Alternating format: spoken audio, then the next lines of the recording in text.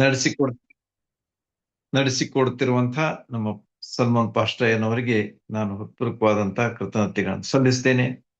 ಮತ್ತು ಇವತ್ತಿನ ಅಭ್ಯಾಸ ಅಪೊಸ್ತಲರ ಕೃತ್ಯ 27ನೇ ಅಧ್ಯಾಯ, ಲಾಸ್ಟ್ ಬಟ್ ಒನ್ ಚಾಪ್ಟರ್. 26 ಅಧ್ಯಾಯಗಳನ್ನ ನಾವು ಮುಗಿಸಿದ್ದೇವೆ. 27ನೇ ಅಧ್ಯಾಯಕ್ಕೆ ನಾವು ಬಂದು ಮುಟ್ಟಿದ್ದೇವೆ. ಅದ್ಭುತವಾದ ಅನುಭವಗಳನ್ನ ನಾವು ಅಪೊಸ್ತಲರ ಕೃತ್ಯಗಳಲ್ಲಿ ಕಂಡುಕೊಂಡಿದ್ದೇವೆ. ಯಾವ ರೀತಿಯಾಗಿ ದೇವರಾತ್ಮನ ಕಾರ್ಯಗಳು, acts of the holy spirit, ಪವಿತ್ರಾತ್ಮನ ಕಾರ್ಯಗಳು ಯಾವ ರೀತಿಯಾಗಿ ಅದ್ಭುತವಾಗಿ ನಡೆದವು ಎಂಬುದನ್ನ ನಾವು ಮೊದಲನೇ ಪುಟದಿಂದ ಕೊನೆಯ ಒಂದು ಲಾಸ್ಟ್ ಬಟ್ ಒನ್ ಅಲ್ಲಿ ತನಕ ನಾವು ಅಭ್ಯಾಸ ಮಾಡ್ತಾ ಬಂದಿದ್ದೇವೆ. ಇವತ್ತಿನ ಒಂದು ಅಭ್ಯಾಸ ಅದೊಂದು ವಿಶೇಷವಾದಂತಹ ಅಭ್ಯಾಸ. ಇಟ್ಸ್ ಅ ವೆರಿ ಪ್ರಾಕ್ಟಿಕಲ್ ಅಂತಂದ್ರೆ ಆದಂತಹ ಒಂದು ಘಟನೆ, ಬಹಳ ಪ್ರಾಕ್ಟಿಕಲ್ ಆದಂತಹ ಒಂದು ಘಟನೆಯನ್ನ ಇವತ್ತು ನಾವು ನೋಡ್ಲಿಕ್ಕೆ ಇದ್ದೇವೆ. ಲೂಕನು ಈ ಪುಸ್ತಕವನ್ನು ಡಾಕ್ಟರ್ ಲೂಕ್ ಬರೆದಿದ್ದಾನೆ ಅಂತ ಹೇಳಿ ನಮ್ಮೆಲ್ಲರಿಗೆ ಗೊತ್ತಿದೆ, ಈಗ ಅಭ್ಯಾಸ ಮಾಡಿ ಕಂಡುಕೊಂಡಿದ್ದೇವೆ. ಆತನು ಈ ಒಂದು ಅಧ್ಯಾಯವನ್ನು 27 ಅಧ್ಯಾಯದಲ್ಲಿ 44 ವಚನಗಳನ್ನು ಆತನು ಈ ಒಂದು ಅಧ್ಯಾಯಕ್ಕಾಗಿ ಇಟ್ಟಿದ್ದಾನೆ. 44 verses are there in this chapter. ಅದ ಕಾರಣ ನಿಮಗೆ ಅನಿಸ್ಬೋದು ಈ ಒಂದು ಪೌಲನ ಸಮುದ್ರ ಪ್ರಯಾಣದ ಅನುಭವವನ್ನ ಈ 44 ವಚನಗಳಲ್ಲಿ ವಿವರಿಸುವುದರ ಒಂದು ಉದ್ದೇಶ ಅಥವಾ ಕಾರಣ ಏನಿರಬಹುದು ಅಂತ ಹೇಳಿ ನಿಮ್ಮೆಲ್ಲರಿಗೆ ಬಹಳ ಕುತೂಹಲ ಇರಬೇಕು. ಆದ್ರೆ ನಾವು ನಿಜವಾಗಿ ನೋಡುವಾಗ ಇಲ್ಲಿ ಈ ಒಂದು ಅನುಭವ, ಸಮುದ್ರ ಪ್ರಯಾಣದ ಅನುಭವ ಪೌಲನ ಜೀವನದಲ್ಲಿ ಬಹಳ ಒಂದು ಅದ್ಭುತವಾದಂತಹ ಅನುಭವ ಆಗಿತ್ತು. ಆತನ ಜೀವನದಲ್ಲಿ ಆತನ ಒಂದು ಕೊನೆಯ ಒಂದು ಹಂತಕ್ಕೆ ಈಗ ಬಂದು ಮುಟ್ತಾ ಇದ್ದಾನೆ.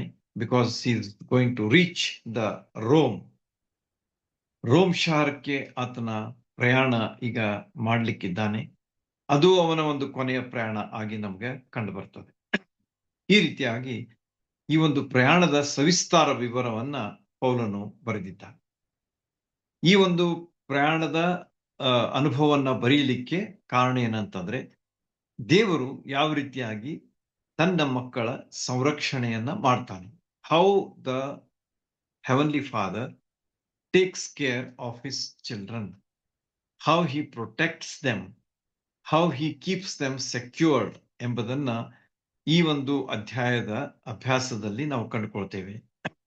ಅಷ್ಟೇ ಅಲ್ಲದೆ ದೇವರು, ಜೀವನಂತಹ ದೇವರು ಯಾವ ರೀತಿಯಾಗಿ ಮಾರ್ಗದರ್ಶನ ಮಾಡ್ತಾನೆ, ತನ್ನ ಮಕ್ಕಳ ಜೀವನದಲ್ಲಿ ಯಾವ ರೀತಿಯಾಗಿ ಮಾರ್ಗದರ್ಶನ ಮಾಡ್ತಾನೆ ಎಂಬುದನ್ನು ಸಹ ಇಲ್ಲಿ ಈ ಅಭ್ಯಾಸದಲ್ಲಿ ನಾವು ಕಂಡುಕೊಳ್ಳಲಿಕ್ಕೆ ಇದ್ದೇವೆ.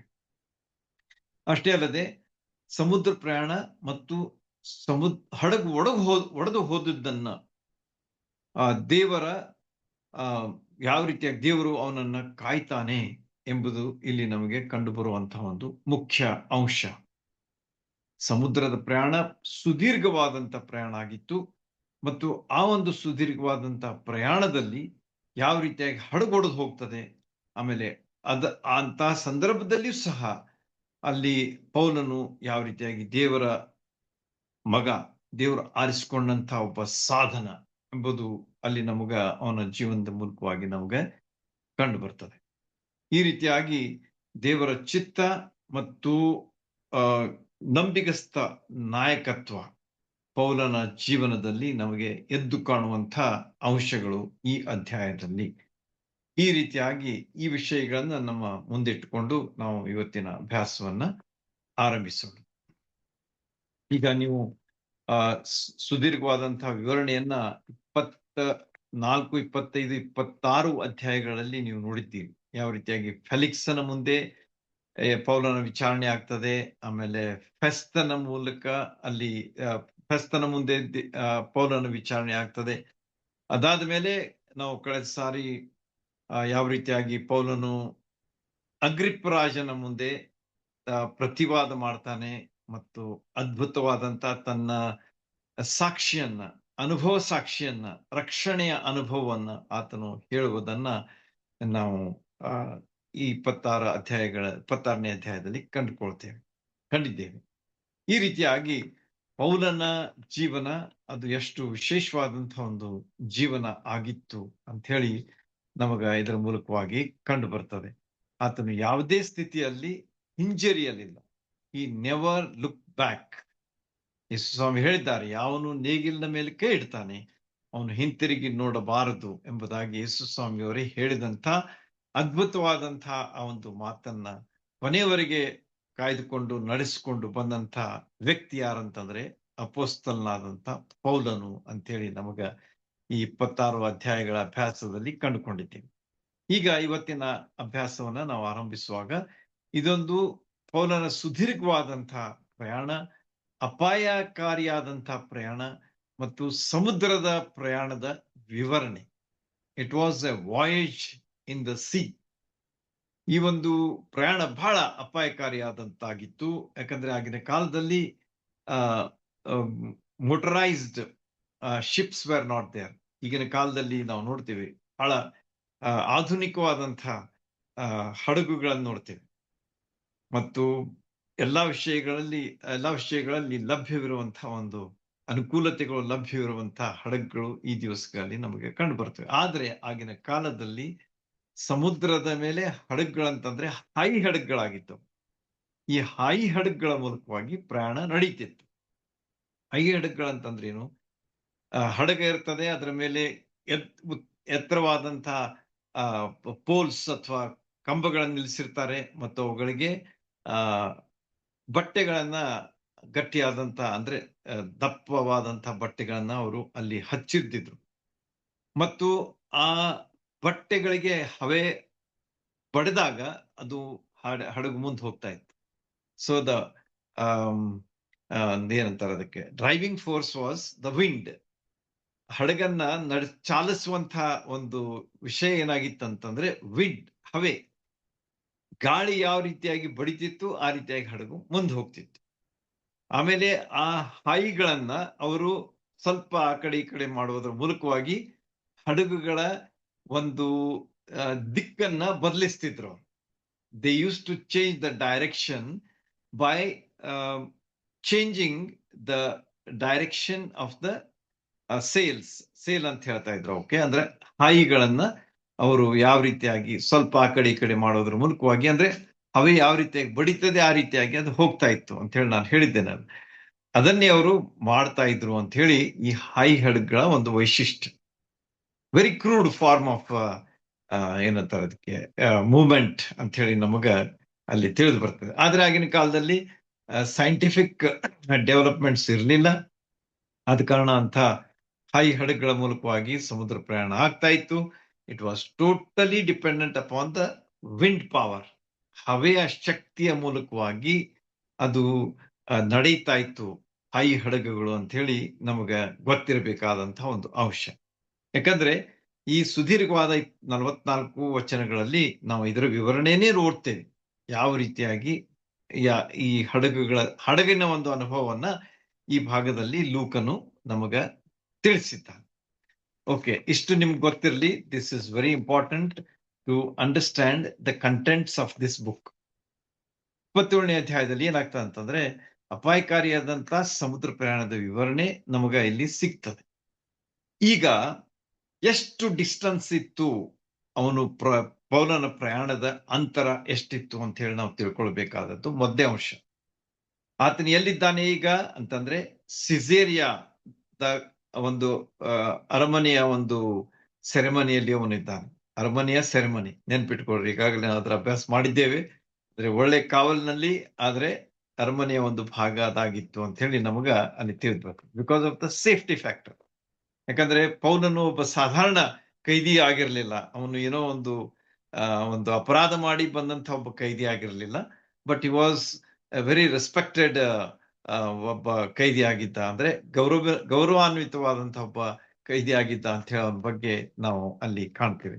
ಮತ್ತು ಅಷ್ಟೇ ಗೌರವ ಅವನಿಗೆ ಕೊಡಲ್ಪಟ್ಟಿತು ಎಂಬುದಾಗಿಯೂ ಸಹ ಆ ಒಂದು ಸರಿಯ ನಮ್ಗೆ ಕಂಡು ಬರ್ತದೆ. ಈಗ ಈ ಸಿಸೇರಿಯಾ ಅಂತಂದ್ರೆ this is the capital of Roman empire. Rome ಸಾಮ್ರಾಜ್ಯದ ಒಂದು ಪೊಲಿಟಿಕಲ್ ಕ್ಯಾಪಿಟಲ್ ಯಾವ್ದಾಗಿತ್ತಂತ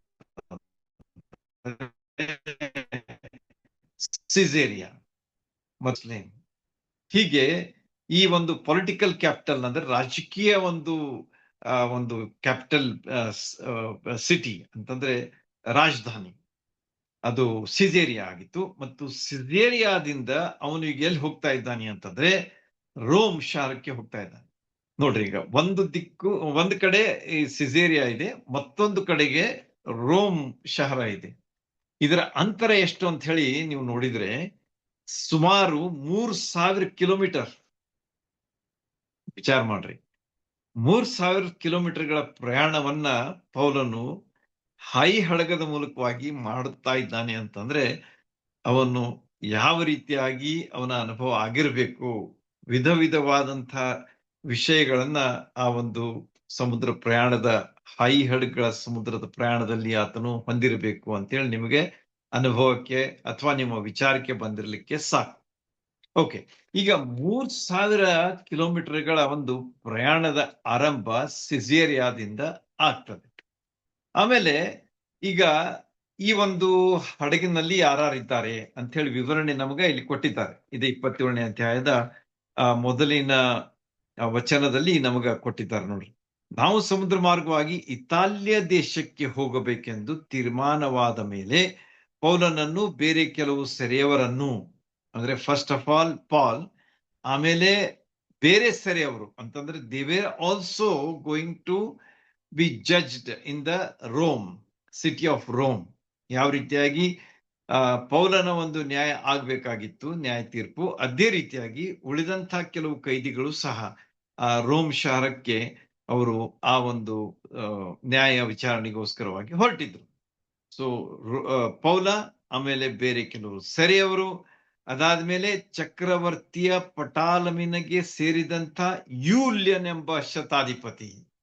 ನೋಡ್ರಿ, ಎಷ್ಟು ಶತಾಧಿಪತಿಗಳಾಗಿದ್ದಾರೆ, ಬಹಳಷ್ಟು ಶತಾಧಿಪತಿಗಳನ್ನ ಪೌಲನು ನೋಡಿದ್ದಾನೆ. ಈಗ ಬರುವಂತಹ ಒಬ್ಬ ಶತಾಧಿಪತಿ ಯಾರಂತಂದ್ರೆ ಯೂಲ್ಯನ್ ಎಂಬಂತಹ ಒಬ್ಬ ಶತಾಧಿಪತಿಯನ್ನ ಈ ಹಡಗಿಗೆ ಇನ್ಚಾರ್ಜ್ ಆಗಿ ಕೊಟ್ಟಿದ್ದಾರೆ ರೋಮನ್ ಸರ್ಕಾರದವರು. ಆಮೇಲೆ ಏನಾಗ್ತದೆ, ಆಗ ಅದ್ರಿಮಿತ್ತಿಯದಿಂದ ಬಂದ ಆಸ್ಯ ಸೀಮೆಯ ಕರಾವಳಿಯ ಸ್ಥಳಗಳಿಗೆ ಹೋಗುವುದಕ್ಕಿದ್ದ ಒಂದು ಹಡಗವನ್ನು ಹತ್ತಿ ಸಮುದ್ರ ಪ್ರಯಾಣವನ್ನ ಪ್ರಾರಂಭಿಸಿದೆವು. ನೋಡ್ರಿ, ಅಲ್ಲಿ ಸಿಸೇರಿಯಾಕ್ಕೆ ಬಂದ್ರು, ಬಂದರದಲ್ಲಿ ಒಂದು ಹಡಗ ನಿಂತಿತ್ತು. ಅದು ಎಲ್ಲಿ ಹೋಗ್ತಾ ಇತ್ತು ಅಂತಂದ್ರೆ ಆಸ್ಯ ಸೀಮೆಯ ಕರಾವಳಿಯ ಸ್ಥಳಗಳಿಗೆ ಹೋಗುವಂತ ಒಂದು ಹಡಗಾಗಿತ್ತು. ಆದ ಕಾರಣ ಇವರೆಲ್ಲ ಏನ್ ಮಾಡಿದ್ರು, ದೇ ಅಲೈಟೆಡ್ ದ ಶಿಪ್, ಆ ಹಡಗನ್ನ ಹತ್ತಿದ್ರು, ಅಥವಾ ಹಡಗನ್ನ ಅವರು ಅಲ್ಲಿ ಹತ್ತಿದ್ರು ಅಂತೇಳಿ ನಮಗೆ ಇಲ್ಲಿ ಸ್ಪಷ್ಟವಾಗಿ ಹೇಳ್ತದೆ. ಆಮೇಲೆ ಅಲ್ಲಿ ಮತ್ತೆ ಯಾರಿರ್ತಾರೆ ಅಂತ ಹೇಳಿ ನಮ್ಗೆ ಇನ್ನೂ ಒಂದು ವಚನ, 2ನೇ ವಚನದ ಮಧ್ಯಭಾಗದಲ್ಲಿ ಇದೆ. ಮೆಕೆದೋನ್ಯಕ್ಕೆ ಸೇರಿದ ಥೆಸಲೋನಿಕದ ಅರ್ಕಸ್ತಾರ್ಕನು. ಮತ್ತಾರಿದ್ದಾರೆ? ಪೌಲನ್ ಕೂಡ he is not alone, but he is accompanied by Aristarchus ಎಂಬಂತ ವ್ಯಕ್ತಿಯನ್ನ ಆತನು ಜೊತೆಯಾಗಿ ಅಲ್ಲಿ ಅವನ ಜೊತೆಯಾಗಿ ಕಾಣ್ತೇವೆ. ಅಷ್ಟೇ ಅಲ್ಲದೆ ಮತ್ತೊಬ್ಬ ವ್ಯಕ್ತಿ ಇದ್ದಾನೆ ನೋಡ್ರಿ, ಅವನು ಯಾರಂತಂದ್ರೆ ಲೂಕನು ಸಹ ಅಲ್ಲಿ ಇವರು ಕೂಡ ಇದ್ದಾನೆ ಎಂಬುದಾಗಿ ನಮಗೆ ಇಲ್ಲಿ ತಿಳಿದು ಬರ್ತದೆ. ಅರಿಸ್ತಾರ್ಕನನ್ನು, ಥೆಸಲೋನಿಕದ ಅರಿಸ್ತಾರ್ಕನನ್ನು ನಮ್ಮ ಜೊತೆಯಲ್ಲಿ ಇದ್ದನು.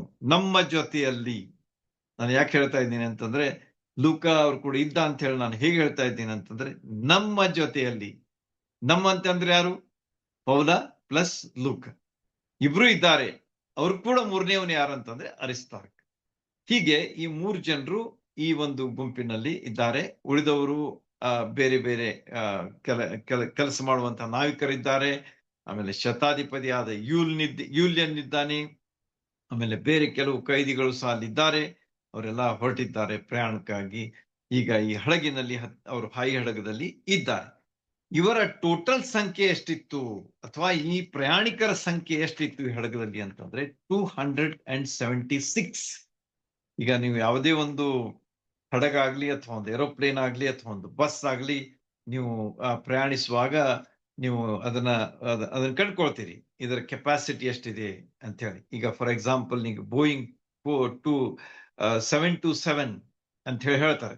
ಅಂದ್ರೆ 7 to 7 ಅಂತಂದ್ರೆ ಅಷ್ಟು ಜನ ಅದರಲ್ಲಿ ಪ್ರಯಾಣ ಮಾಡ್ಲಿಕ್ಕೆ ಅವರಿಗೆ ಅವಕಾಶ ಇದೆ. ಅಥವಾ ಅದು ಒಂದು ಮಾಡೆಲ್ ಇದೆ. ಅದರಲ್ಲಿ ಬಹಳಷ್ಟು ದೊಡ್ಡ ಒಂದು ವಿಮಾನ, ಅದರಲ್ಲಿ ಬಹಳಷ್ಟು ಜನರು ಪ್ರಯಾಣ ಮಾಡೋದಕ್ಕಾಗಿ ಅವಕಾಶ ಇದೆ ಎಂಬುದಾಗಿ ಅದರ ಅರ್ಥ. ಅದೇ ರೀತಿಯಾಗಿ ಬಸ್ ನಲ್ಲಿ ನಾವು ನೋಡ್ತೇವೆ 50 ಪ್ಯಾಸೆಂಜರ್ಸ್, ಸೀಟ್ ನಂಬರ್ 50 ಅಂದ್ರೆ capacity of the bus is about 50. ಅಥವಾ ಸ್ಲೀಪರ್ಸ್ ಇದ್ರೆ ಕಡಿಮೆ ಇರ್ತದೆ, ಅಬೌಟ್ 35 ಹೀಗಿರ್ತವೆ. ಏನೇ ಇದ್ರು ಅದು ಒಂದು ನಮಗೆ ಒಂದು ಸಂಖ್ಯೆಯನ್ನ ತೋರಿಸ್ತದೆ, ಅದರಲ್ಲಿ ಎಷ್ಟು ಜನ ಪ್ರಯಾಣ ಮಾಡಬಹುದು ಅಂತ. ಹಾಗಾದ್ರೆ ಈ ಒಂದು ಹಡಗಿನ ಸಂಖ್ಯೆ ಎಷ್ಟು, ಪ್ರಯಾಣಿಸುವವರ ಸಂಖ್ಯೆ ಎಷ್ಟಿತ್ತಂದ್ರೆ 276, 276 ಜನರ ಒಂದು ಪ್ರಯಾಣ ಈ ಒಂದು ಹಡಗಿನಲ್ಲಿ, ಹಾಯಿ ಹಡಗದಲ್ಲಿ ನಡೆದಿತ್ತು ಅಂತ ಹೇಳಿ ನಮಗ ಇದರಿಂದ ತಿಳಿದು ಬರ್ತದೆ. ಅದರಲ್ಲಿ ಪೌಲ, ಅರಿಸ್ತಾರ್ಕ ಮತ್ತು ಲೂಕ ಇವರದ್ದು ಒಂದು ಗುಂಪು, ಆಮೇಲೆ ಉಳಿದವರದ್ದು ಒಂದು ಗುಂಪು, ಆಮೇಲೆ ನಾವಿಕರ ಗುಂಪು. ಈ ರೀತಿಯಾಗಿ ಬಹಳಷ್ಟು ಜನರು ಆ ಪ್ರಯಾಣದಲ್ಲಿ ಇದ್ದರು ಅಂತ ಹೇಳಿ ನಮಗೆ ಇಲ್ಲಿ ಕಂಡು ಬರ್ತದೆ. ಮುಂದೆ ನಾವು ನೋಡುವಾಗ ವಚನ 3ಕ್ಕೆ ಬರ್ರಿ, ಅಲ್ಲಿ ನಿಮಗೆ ಏನಾಗ್ತದೆ ಅಂತಂದ್ರೆ, ಒಂದು ದಿವಸದ ಪ್ರಯಾಣ ಆಯ್ತು. ಒಂದು ದಿವಸ ಪ್ರಯಾಣ ಆದ ಕೂಡಲೇ ಅದು ಎಲ್ಲಿ ಹೋಗಿ ಮುಟ್ತು ಅಂತಂದ್ರೆ ಸಿದೋನ್, ತಾಯರ್ ಮತ್ತು ಸಿದೋನ್, ತೂರ್ ಮತ್ತು ಸಿದೋನ್ ಪಟ್ಟಣಗಳ ಬಗ್ಗೆ ನಿಮ್ಗೆಲ್ಲರಿಗೂ ಗೊತ್ತದೆ. ಈ ತೂರ್ ಸಿದೋನ್ ಪಟ್ಟಣಗಳು ಏನಾಗಿದ್ದು ಅಂತಂದ್ರೆ northern part of Israel, Israel ದೇಶದ ಉತ್ತರ ಭಾಗಕ್ಕೆ ಬರ್ತಕ್ಕಂಥ ಈ ಎರಡು ಶಹರಗಳು ಇವೇನಾಗಿದ್ದು ಅಂತಂದ್ರೆ ಸಮುದ್ರದ ಬಂದರವಾಗಿದ್ದು ಅಂತಂದ್ರೆ ಸಮುದ್ರದ ದಂಡೆಯಲ್ಲಿ ಇರ್ತಕ್ಕಂಥ ಶಹರಗಳಾಗಿವೆ ತೂರ್ ಸಿದೋನ್. ಈಗ ಹಡಗೆಲ್ಲಿ ಬರ್ತದೆ, ಸಿಜೇರಿಯಾ ಬಿಡ್ತು, ಒಂದು ದಿವಸದ ಪ್ರಯಾಣ ಆಯ್ತು, ಅದು ಬಂದು ಮುಟ್ತು ಸಿದೋನ್ ಪಟ್ಟಣಕ್ಕೆ. ಸಿದೋನ್ ಪಟ್ಟಣ ಇದು ಸಮುದ್ರದ ದಂಡೆಯಲ್ಲಿ ಇರ್ತಕ್ಕಂಥ ಒಂದು ಶಹರ. ಅಲ್ಲಿ ಬಂದಾಗ ಏನೋ ಒಂದು ಆಗ್ತದೆ. ಇದು ನಾನು ಹೇಳ್ತಾ ಇದ್ದೇನೆ ನಿಮಗೆ, ಈ ಒಂದು ಅಧ್ಯಾಯದಲ್ಲಿ ವಿಶೇಷವಾಗಿ ಪ್ರಯಾಣದ ವಿವರ ಇದೆ. ಆದ ಕಾರಣ ನೀವು ಸ್ವಲ್ಪ ಲಕ್ಷ್ಯ ಕೊಟ್ಟು ಕೇಳ್ರಿ, ಆಗ ನಿಮಗೆ ಗೊತ್ತಾಗ್ತದೆ ಏನಂತ ಹೇಳಿ. ಈ ಪ್ರಯಾಣ ಹೇಗಿತ್ತು ಮತ್ತು ಇದರ ವಿವರಣೆಯನ್ನ ಯಾಕೆ ಇಷ್ಟು ಕೊಟ್ಟಿದ್ದಾರೆ, ಅದರಲ್ಲಿ ಅರ್ಥ ಏನಿದೆ, ಆತ್ಮೀಯ ಅರ್ಥ ಏನಿದೆ, ಎಲ್ಲಾ ವಿಷಯಗಳನ್ನ ನಾವು ತಿಳ್ಕೊಳ್ಬೇಕಾದದ್ದು ಬಹಳ ಅವಶ್ಯ. ಯಾಕಂದ್ರೆ ದೇವ್ರ ವಾಕ್ಯ ಅದು ನಮಗೋಸ್ಕರವಾಗಿ ಬರೆದದೆ ಮತ್ತು ಅದರಲ್ಲಿರ್ತಕ್ಕಂಥ ಪ್ರತಿಯೊಂದು ಅಂಶ ಅದು ನಮ್ಮ ಆತ್ಮೀಯ ಲಾಭಕ್ಕಾಗಿ ಬರೆಯಲ್ಪಟ್ಟಂಥದ್ದು. ಆದ ಕಾರಣ ಈ ಒಂದು ಪ್ರಯಾಣದ ಅನುಭವ ಮತ್ತು ಅದರಲ್ಲಿರ್ತಕ್ಕಂಥ ವೈಶಿಷ್ಟ್ಯತೆಯನ್ನ ನಾವು ದೇವರ ಆತ್ಮನ ಸಹಾಯದಿಂದ ಕಂಡುಕೊಳ್ಳೋಣ.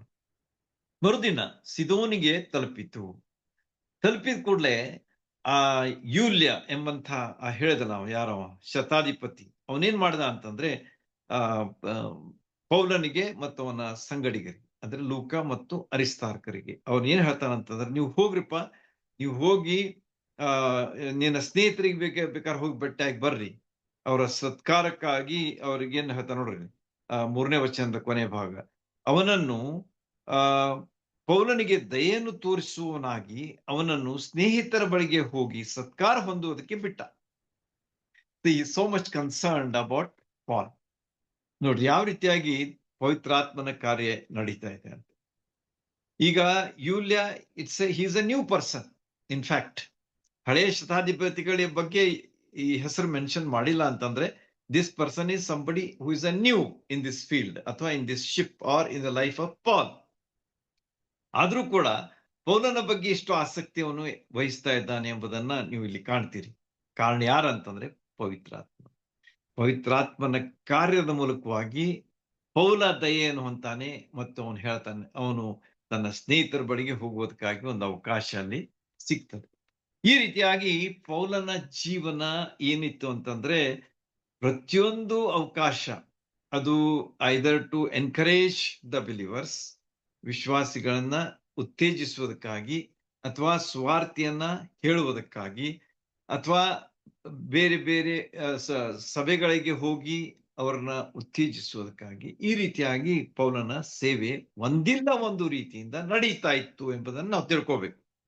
ಇಲ್ಲಿ ನಾವು ನೋಡುವಾಗ ಅವನು ಅಲ್ಲಿ ಸಿದೋನ್ ಪಟ್ಟಣಕ್ಕೆ ಹೋಗಿ ಅಲ್ಲಿದ್ದಂತ ಕ್ರೈಸ್ತರಿಗೆ ಭೇಟಿಯಾಗಲಿಕ್ಕೆ ಒಂದು ಅವಕಾಶ ಸಿಕ್ತು ಮತ್ತು ಅವನು ಹೋದ ಅಂತ ಹೇಳಿ ನಮಗ ಈ ಭಾಗ ತಿಳಿಸ್ಕೊಡ್ತದೆ.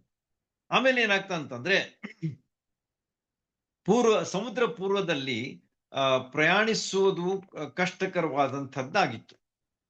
ಆಮೇಲೆ ಆದ ಕಾರಣ ಏನಾಯ್ತು ಅಂತಂದ್ರೆ ಗಾಳಿ ಅದು it all depends upon the wind power. ಯಾವ ರೀತಿಯಾಗಿ ಈಗಿನ ಕಾಲದಲ್ಲಿ ನಾವು ಪವನ ಚಕ್ಕಿ ಅಂತ ಹೇಳ್ತಾರಲ್ಲ, ಅಂದ್ರೆ ಗಾಳಿ ಯಂತ್ರ. ನೀವು ಕಾಕ್ತಿ ಒಂದು ಸ್ಥಳಕ್ಕೆ ಬಂದ್ರೆ ಅಲ್ಲಿ ಬಹಳಷ್ಟು ವಿಂಡ್ ಮಿಲ್ಸ್ ಇವೆ, ಅಂತಂದ್ರೆ ಗಾಳಿ ಚಕ್ರಗಳಿವೆ. ಅದೇ ರೀತಿಯಾಗಿ ಬಹಳಷ್ಟು ಈಗ ರೋಡ್ ಗುಂಟ ನೀವು ಹೋಗ್ತಾ ಹೋದ್ರೆ ಬಹಳಷ್ಟು ಕಾಣ್ತವೆ ನಿಮಗೆ. ಚಿತ್ರದುರ್ಗ ಕಡೆ ಹೋಗುವಾಗ ಅಥವಾ ಬೇರೆ ಬೇರೆ ಸ್ಥಳಗಳಿಗೆ ಹೋಗುವಾಗ ಬಹಳಷ್ಟು ನಿಮ್ಗೆ ಗಾಳಿ ಯಂತ್ರಗಳು ಕಾಣ್ತವೆ. ಅದು ಸಹ ಏನಾಗಿದೆ ಅಂತಂದ್ರೆ ಗಾಳಿಯ ಶಕ್ತಿಯನ್ನು ಉಪಯೋಗಿಸಿ, ಅಂದ್ರೆ ಆ ಬ್ಲೇಡ್ಸ್ ಅವು ಏನ್ ತಿರುಗ್ತವೆ ಆಗ ಅದು ಜನರೇಟ್ ಮಾಡ್ತದೆ ಎಲೆಕ್ಟ್ರಿಸಿಟಿ. ಆದ್ರೆ ಇಲ್ಲಿ ಈ ಹೈ ಹಡಗಕ್ಕೆ ಹೋಗಿ ಗಾಳಿ ಬಡಿಯುವಾಗ ಅದು ಮುಂದೆ ಹೋಗ್ತಾ ಇತ್ತು ಎಂಬುದನ್ನ ನಾವು ತಿಳ್ಕೊಂಡಿರ್ಬೇಕಂತ ಹೇಳಿ ನಿಮ್ಗೆ ಜಸ್ಟ್ ಹೇಳ್ತಾ ಇದ್ದೆ. ಅಂದ್ರೆ ಯಾವ ರೀತಿಯಾಗಿ ಗಾಳಿಯ ಉಪಯೋಗ ಆಗ್ತದೆ ಎಂಬುದನ್ನು ಸಹ ನಾವು ತಿಳ್ಕೊಂಡಿರ್ಬೇಕು. ಮತ್ತು ಆ ಗಾಳಿ ಉಪಯೋಗ ಇಲ್ಲಿ ಹಡಗನ್ನ ನಡೆಸುವುದಕ್ಕಾಗಿ ಉಪಯೋಗಿಸಲ್ಪಟ್ಟಿತು ಅಂತ ಹೇಳಿ. ಮುಂದೆ ಈ ಗಾಳಿ ಕಿಲಿಕ್ಯ ಮತ್ತು ಪಂಪುಲ್ಯ ದಾಟಿ ಅಲ್ಲೇನಾಯ್ತು ಅಂತಂದ್ರೆ ಲುಕಿಯ ಸೀಮೆಯಲ್ಲಿರುವ ಮೂರ್ ಎಂಬ ಬಂದರಿಗೆ ಬಂದು ಮುಟ್ಟಿದೆವು ಅಂತ ಹೇಳಿ ಹೇಳ್ತಾರೆ. ಅದಕ್ಕಿಂತ ಮುಂಚಿತವಾಗಿ ಮತ್ತೊಂದು ಘಟನೆ ಅಲ್ಲಿ ಆಗ್ತದೆ. ಈಗ ಈ ಒಂದು ಸ್ಥಳಕ್ಕೆ ಬಂದಾಗ ಮೆಕೆದೋನಿಕೆ ಸೇರಿದ ತೆಸ್ತೋನಿಕಾತ ಇಲ್ಲಿ ಸ್ನೇಹಿತರು ಅಲ್ಲಿಂದ ಹೊರಟು ಎದುರು ಗಾಳಿ ಬೀಸುತ್ತಿದ್ದಂತ ಕುಪ್ರದೀಪದ ಮರೆಯಲ್ಲಿ ಕಿಲಿಕ್ಯಕ್ಕೂ ಪಂಪುಲ್ಯಕ್ಕೂ ಎದುರಾಗಿರುವ ಸಮುದ್ರ ದಾಳಿ ಲುಕಿಯ ಸೀಮೆಯಲ್ಲಿರುವ ಮುರಕ್ಕೆ ಬಂದೆವು. ಆಮೇಲೆ ಏನಾಯ್ತು ಅಂತಂದ್ರೆ ಇಲ್ಲಿ ಇಲ್ಲಿ ಏನಾಗ್ತದೆ ಅಂತಂದ್ರೆ ಗಾಳಿ ಎದುರು ಗಾಳಿ ಬಂದ್ಬಿಡ್ತದೆ. ಸೊ ಈಗ ಪ್ರಯಾಣಿಗಳು ಶುರು ಆಗಿದೆ, ಆದ್ರೆ ಅಲ್ಲಿ ಎದುರು ಗಾಳಿ ಬಂತು ಅಂತ ಹೇಳಿ ನಮ್ಗ ಇಲ್ಲಿ ಕಂಡು ಬರ್ತದೆ. ಸೊ ಈಗ ನೀವು ಒಂದು ಡೈರೆಕ್ಷನ್ ಹೋಗ್ತಾ ಇದ್ದೀರಿ, ಆಗ ಅದು ಹಿಂದಿನ ಗಾಳಿ ನಿಮ್ಮನ್ನ ಬಡಿದು ಹಾಯಿ ಹಡಕ್ಕೆ ಅದು ಮುಂದೆ ದೂಡ್ತಿರ್ತದೆ. ಆದ್ರೆ ಎದುರು ಗಾಳಿ ಬಂದ ಕೂಡ್ಲೆ ಏನಾಗ್ಬಿಡ್ತ ಅಂತಂದ್ರೆ ಹಡಗು ಸ್ಲೋ ಆಗಿಬಿಡ್ತದೆ. ಯಾಕಂದ್ರೆ ಈ ಕಡೆಯಿಂದ ಹಡಗನ್ನ ಅದು ಮುಂದೆ ದೂಡ್ತಿರ್ತದೆ, ಆದ್ರೆ ಎದುರಿಗಿಂತ ಬರುವಂತ ಗಾಳಿ ಹಡಗನ್ನ ಹಿಂದೆನೋ ದೂಡ್ಲಿಕ್ಕೆ ಪ್ರಯತ್ನ ಮಾಡ್ತಿರ್ತದೆ. ಈ ರೀತಿಯಾಗಿ there is a reduction in the speed of the ship ಎಂಬುದಾಗಿ. ಈ ರೀತಿಯಾಗಿ ಆರನೇ ವಚನಕ್ಕೆ ನಾವು ಬರುವಾಗ ಮುರ್ ಎಂಬಂತಹ ಒಂದು ಬಂದರಕ್ಕೆ ಅವ್ರು ಬಂದು ಮುಟ್ತಾರೆ. ಹೇಗೋ ಮಾಡಿ ಅವರು ಒಂದು ಸ್ಥಳಕ್ಕೆ ಬಂದ್ರು. ಆ ಸ್ಥಳದ ಹೆಸರು ಏನಂತಂದ್ರೆ ಏಷ್ಯಾ ಖಂಡದಲ್ಲಿರ್ತಕ್ಕಂಥ ಮುರ್ ಎಂಬಂತಹ ಒಂದು ಸ್ಥಳ. ಒಂದೊಂದು ಹೆಸರು ನೆನ್ಪಿಟ್ಕೊಡ್ರಿ, ಬಹಳ ಇಂಟ್ರೆಸ್ಟಿಂಗ್ ಅವೇ, ಬಹಳ ಆಸಕ್ತಿಯನ್ನ ಕೇಳಿಸುವಂತ ವಿಷಯಗಳು. ಈಗ ನೋಡ್ರಿ, ನೀವೆಲ್ಲಿ ಪಂಪುಲ್ಯ ದಾಟಿತು, ಕಿಲಿಕ್ಯ ದಾಟಿತು, ಲುಕಿಯ ಎಂಬಂತ ಸೀಮೆ ದಾಟಿತು, ಆಮೇಲೆ ಈಗ ಎಲ್ಲಿ ಬರ್ತಾ ಇದೆ ಅಂತಂದ್ರೆ ಮುರ್ ಎಂಬಂತ ಒಂದು ಬಂದರಕ್ಕೆ ಬಂತು. ಇಲ್ಲಿ ಒಂದು ಕೆಲಸ ನಡೀತದೆ. ಅದೇನಂತಂದ್ರೆ ಚೇಂಜ್ ಆಫ್ ಶಿಪ್. ಈಗ ನೀವು ಫಾರ್ ಎಕ್ಸಾಂಪಲ್, ಈಗ ನನ್ನ ಸಮಯ ಹೆಚ್ಚೋದಕ್ಕೆ ಹಾಕೋದಕ್ಕೆ ಮನಸ್ಸಿಲ್ಲ, ಯಾಕಂದ್ರೆ ಬಹಳಷ್ಟು ವಿವರಿಸಬೇಕಾಗಿದೆ. ಫಾರ್ ಎಕ್ಸಾಂಪಲ್, ಈಗ ನೀವೊಂದು ಒಂದು ಏರೋಪ್ಲೇನ್ ನಲ್ಲಿ ಪ್ರಯಾಣ ಮಾಡ್ತಿರುವಾಗ, if you have a direct flight, okay, ಒಂದು ನೇರವಾದಂತ ಒಂದು ಪ್ರಯಾಣ ಇದ್ರೆ ಒಳ್ಳೇದೇ ಆಯ್ತು. ಫಾರ್ ಎಕ್ಸಾಂಪಲ್, ಈಗ ಮುಂಬೈ ಟು ಲಂಡನ್. ಈಗ ಒಂದ್ ವೇಳೆ ಡೈರೆಕ್ಟ್ ಫ್ಲೈಟ್ ಸಿಗ್ಲಿಲ್ಲ ಅಂತಂದ್ರೆ ನೀವೇನ್ ಮಾಡ್ತೀರಿ? You will take a via flight ಅಂತಂದ್ರೆ ಸ್ಟಾಪ್ ಆಗ್ತದೆ ಒಂದ್ ಕಡೆ, ಆಮೇಲೆ ನೆಕ್ಸ್ಟ್ ಬೇರೆ ಒಂದು ವಿಮಾನ ಹತ್ಬೇಕಾಗ್ತದೆ, ಅಲ್ಲಿಂದ ನೀವು ಲಂಡನ್ಗೆ ಹೋಗಿ ಮುಟ್ಬೇಕಾಗ್ತದೆ. ಫಾರ್ ಎಕ್ಸಾಂಪಲ್, ಈಗ ಇಲ್ಲಿಂದ ಈಗ ಮುಂಬೈದಿಂದ ಅದು ದುಬೈಗೆ ಹೋಗ್ತದೆ ಅಂತ ಹೇಳ್ಕೊಳ್ಳಿ. ದುಬೈದಲ್ಲಿ ಅಲ್ಲಿ ಇಳಿಬೇಕು. ನೀವು ಇಳಿದ ಮೇಲೆ ಬೇರೆ ಒಂದು ಹಡಗಲ್ಲಿ ರೆಡಿ ಇರ್ತದೆ ಎಲ್ಲಿ ಹೋಗೋದಕ್ಕಾಗಿ, ಲಂಡನ್ಗೆ ಹೋಗೋದಕ್ಕೆ. ಆ ಒಂದು ಹಡಗವನ್ನ ನೀವು ಹತ್ತಿ ಆ ಹಡಗಿನ ಪ್ರಯಾಣ ಮಾಡಿದಾಗ, ಆ ಒಂದು ವಿಮಾನ ಪ್ರಯಾಣ ಮಾಡಿದಾಗ ಹೋಗಿ ನೀವು ಲಂಡನ್ ಮುಟ್ತೀವಿ. ಜಸ್ಟ್ ಫಾರ್ ಎಕ್ಸಾಂಪಲ್ ಹೇಳ್ತಾ ಇದ್ದೀನಿ. ಅದೇ ರೀತಿಯಾಗಿ ಇಲ್ಲಿ ಏನಾಯ್ತು ಅಂತಂದ್ರೆ, ಇಲ್ಲಿ ತನಕ ಅವರು ಪ್ರಯಾಣ ಏನ್ ಮಾಡಿದ್ರಲ್ಲ, ಆ ಹಡಗು ಅದು ರೋಮ್ ಶಹರಕ್ಕೆ ಹೋಗ್ತಿರ್ಲಿಲ್ಲ. ಅದೆಲ್ಲಿ ಹೋಗ್ತಾ ಇತ್ತು ಅಂತಂದ್ರೆ, ಅಲ್ಲೇ ಸ್ವಲ್ಪ ಮುಂದೆ ಹೋಗಿ ಅಷ್ಟೇ ಅದು ಅಲ್ಲಿ ಅದರದ್ದು ಇದು ಮುಗೀತು, ಪ್ರಯಾಣ ಮುಗೀತದೆ. ಅಲ್ಲಿ ತನಕ ಅಷ್ಟೇ ಅದರ ಪ್ರಯಾಣ ಇತ್ತು. ಅಲೆಕ್ಸಾಂದ್ರಾದಿಂದ ಸ್ಟಾರ್ಟ್ ಆದಂತ ಈ ಒಂದು ಹಡಗು ರೋಮ್ ತನಕ ಹೋಗ್ತಿರ್ಲಿಲ್ಲ. ಆದ ಕಾರಣ ಅದು ಅಲ್ಲಿ ನಿಂತ್ಕೊಂತದು. ನಿಂತ್ಕೊಂಡಾಗ ಏನಾಯ್ತಂತಂದ್ರೆ, ಅಲೆಕ್ಸಾಂದ್ರಿಯಾದಿಂದ ಬಂದಂತ ಒಂದು ಹಡಗು ಅಲ್ಲಿ ನಿಂತಿತ್ತು. So there was another ship which was waiting. ನಾನು ಹೇಳ್ದಲ್ಲ ನಿಮ್ಗೆ, ಮುಂಬೈ ಟು ದುಬೈ, ದುಬೈದಲ್ಲಿ ಮತ್ತೊಂದು ವಿಮಾನ, ಆ ವಿಮಾನಕ್ಕೆ ಹತ್ತಿ ಅಲ್ಲಿಂದ ಮುಂದೆ ಲಂಡನ್ಗೆ ಹೋಗ್ಬಿಡ್ತೀರಿ.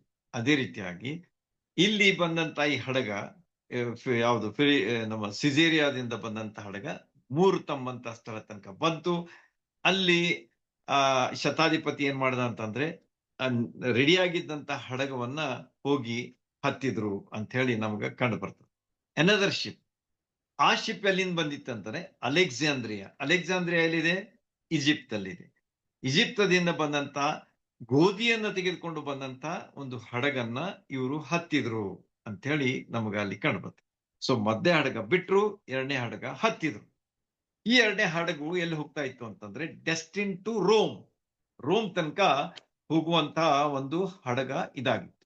ಅಂದ್ರೆ ಅಲೆಕ್ಸಾಂಡ್ರಿಯಾ ಟು ರೋಮ್ ಶಹರಕ್ಕೆ ಪ್ರಯಾಣಿಸುವಂತ ಒಂದು ಹಡಗ ಇದಾಗಿತ್ತು. ಮತ್ತು ಇದರಲ್ಲಿ ಇವರು ಹತ್ತಿ ಹೋದ್ರು ಅಂತ ಹೇಳಿ ನಮಗ ಕಂಡು ಬರ್ತದೆ. ಐಗುಪ್ತ ದೇಶದಿಂದ ಅಥವಾ ಈಜಿಪ್ಟ್ದಿಂದ ರೋಮ್ ಶಹರಕ್ಕೆ ಧಾನ್ಯ ಅಥವಾ ಧಾನ್ಯ ಮತ್ತು ಗೋಧಿ ಇವೆಲ್ಲ ವಿಷಯಗಳನ್ನ ಅವರು ಸರಕುಗಳ ಪ್ರಯಾಣವನ್ನ ಈ ಹಡಗುಗಳ ಮೂಲಕವಾಗಿ ಮಾಡ್ತಾ ಇದ್ರು. ಮುಂದೇನಾಯ್ತಂತಂದ್ರೆ, ನೀವು 6ನೇ ವಚನದ ಕೊನೆ ಭಾಗಕ್ಕೆ ಬರುವಾಗ ಈ ಹಡಗಿಗೆ ಹತ್ತಿದ ಮೇಲೆ ರೋಮದ ಪ್ರಯಾಣಕ್ಕೆ ಒಂದು ಸಿದ್ಧತೆ ಆಯಿತು. So next destination will be Rome ವಾಯ ಮತ್ತೆ ಬೇರೆ ಶಹರಗಳಲ್ಲಿ ಮಧ್ಯದಲ್ಲಿ ಬರ್ತವೆ. ಅದು ನೇರ ಅಂತಂದ್ರೆ ಅಲ್ಲಲ್ಲಿ ನಿಂತ್ಕೊಂತ ಹೋಗ್ತಿರ್ತವೆ. ಯಾಕಂದ್ರೆ ನೇರವಾಗಿ ಪ್ರಯಾಣ ಮಾಡುವುದು ಬಹಳ ಕಠಿಣ ಆಗಿತ್ತು ಆಗಿನ ಕಾಲದಲ್ಲಿ. ಆದ ಕಾರಣ ಸ್ಟಾಪ್ ಓವರ್ಸ್ ಇರ್ತವೆ ಅಂತ ಹೇಳಿ ನಮ್ಗೆ ತಿಳಿದು ಬರ್ತವೆ. 7-8 ವಚನಗಳಲ್ಲಿ ನಾವು ನೋಡುವಾಗ ಅನೇಕ ದಿವಸ ಪ್ರಯಾಣ ಸಾವಕಾಶವಾಗಿ ಮಾಡಿದೆವು ಅಂತ ಹೇಳ್ತಾನೆ ಡಾಕ್ಟರ್ ಲೂಕ್ ಬರೆಯುವಂತಹ ಒಂದು ವೃತ್ತಾಂತದಲ್ಲಿ ನಾವೇನ್ ನೋಡ್ತೀವಿ ಅಂತಂದ್ರೆ, ಈ ಸ್ಥಳದಿಂದ ಎಂಬಂತ ಸ್ಥಳದಿಂದ ಮುಂದಿನ ಪ್ರಯಾಣ it was not very fast, because ಎದುರುಗಾಳಿ ಇದ್ದ ಕಾರಣ ಅವರು ಸಾವಕಾಶವಾಗಿ ಆ ಹಡಗಿನ ಪ್ರಯಾಣ ಅವರು ಮಾಡ್ತಾ ಇದ್ರು ಅಂತ ಹೇಳಿ ನಮಗ ಅಲ್ಲಿ ಹೇಳಿದ್ದಾನೆ. ಅನೇಕ ದಿವಸ ಪ್ರಯಾಣ ಮಾಡಿದ ಕಾರಣ ಕೊನೆಗೆ ಅವ್ರು ಎಲ್ಲಿ ಬಂದ್ರು ಅಂತಂದ್ರೆ ಕ್ರೇತ್ ಐಲ್ಯಾಂಡ್ ಅಂತ ಹೇಳ್ತೀವಿ ನಾವು. ಆ ಕ್ರೇತ್ ದ್ವೀಪದ ಬದಿಯಿಂದ ಕೇಪ್ ಸಲ್ಮೋನ್ ಅಂತ ಹೇಳಿ ಒಂದು ಊರದಲ್ಲಿ, ಕೇಪ್ ಸಲ್ಮೋನ್ ಅಂತ ಹೇಳಿ ಒಂದು ಊರ, ಆ ಊರಿಗೆ ಅವರು ಸುತ್ತು ಹಾಕಿ ಗಾಳಿ ಎದುರಿಸ್ತಿರುವ ಕಾರಣ ಅವ್ರು ಏನ್ ಮಾಡಿದ್ರು ಅಂತಂದ್ರೆ ಫೇರ್ ಹೆವನ್ ಅಲ್ಲ, ಫೇರ್ ಹೇವನ್ ಎಂಬಂತ ಒಂದು ಸ್ಥಳಕ್ಕೆ ಬಂದು ಸೇರಿದ್ರು. ನೋಡ್ರಿ, ಎಂಬಂತ ಸ್ಥಳದಿಂದ ಅವರು ಎಲ್ಲಿ ಬಂದ್ರು? ಕ್ರೇತ್ ದ್ವೀಪದ ಬದಿಯಿಂದ. They passed by the side of the Crete island and Cape Salmone ಎಂಬಂತ ಒಂದು ಸ್ಥಳ. ಅದನ್ನು ದಾಟಿದ ಮೇಲೆ ಯಾವ ಒಂದು ಬಂದರು ಬಂತು ಅಂತಂದ್ರೆ ಫೇರ್ ಹೇವನ್, HAVN, HEA ಅಲ್ಲ, HAVN, ಹೇವನ್ ಎಂಬಂತ ಒಂದು ಸ್ಥಳಕ್ಕೆ ಬಂದು ಅಲ್ಲಿ ಏನಾಯ್ತಂತಂದ್ರೆ ಸುತ್ತು ಹಾಕಿ ಗಾಳಿ ಎದುರಿಸುತ್ತಾ ಫೇರ್ ಹೆವನ್ ಎಂಬಂತ ಬಂದರಿಗೆ ಬಂದ್ರು. ಹೀಗೆ ಸಮಯ ಕಳೆದು ಹೋಯ್ತು. ನೋಡ್ರಿ, ಇಷ್ಟು ಪ್ರಯಾಣ ಮಾಡ್ಲಿಕ್ಕೆ ಎಷ್ಟೋ ಸಮಯ ಆಲ್ರೆಡಿ ಕಳೆದು ಹೋಗ್ಬಿಡ್ತು, because of the slow pace of journey. ಆಗಿನ ಪ್ರಯಾಣ ಅದು ಸಾವಕಾಶವಾದ ಕಾರಣ ಅವರು ಬಹಳಷ್ಟು ಸಮಸ್ಯೆಗಳನ್ನ ಎದುರಿಸ್ತಾ ಹೋಗ್ಬೇಕಾಗ್ತಿತ್ತು ಮತ್ತು ಸಾವಕಾಶವಾಗಿ ಹೋಗ್ಬೇಕಾಗ್ತಿತ್ತು. There was no option also at that time.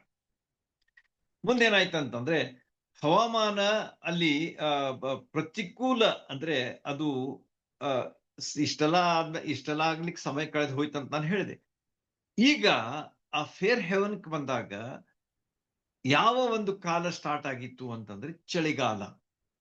Winter season had set in ಅಂತ ಹೇಳಿ ನಾವು ಅಲ್ಲಿ ಓದ್ತೀವಿ.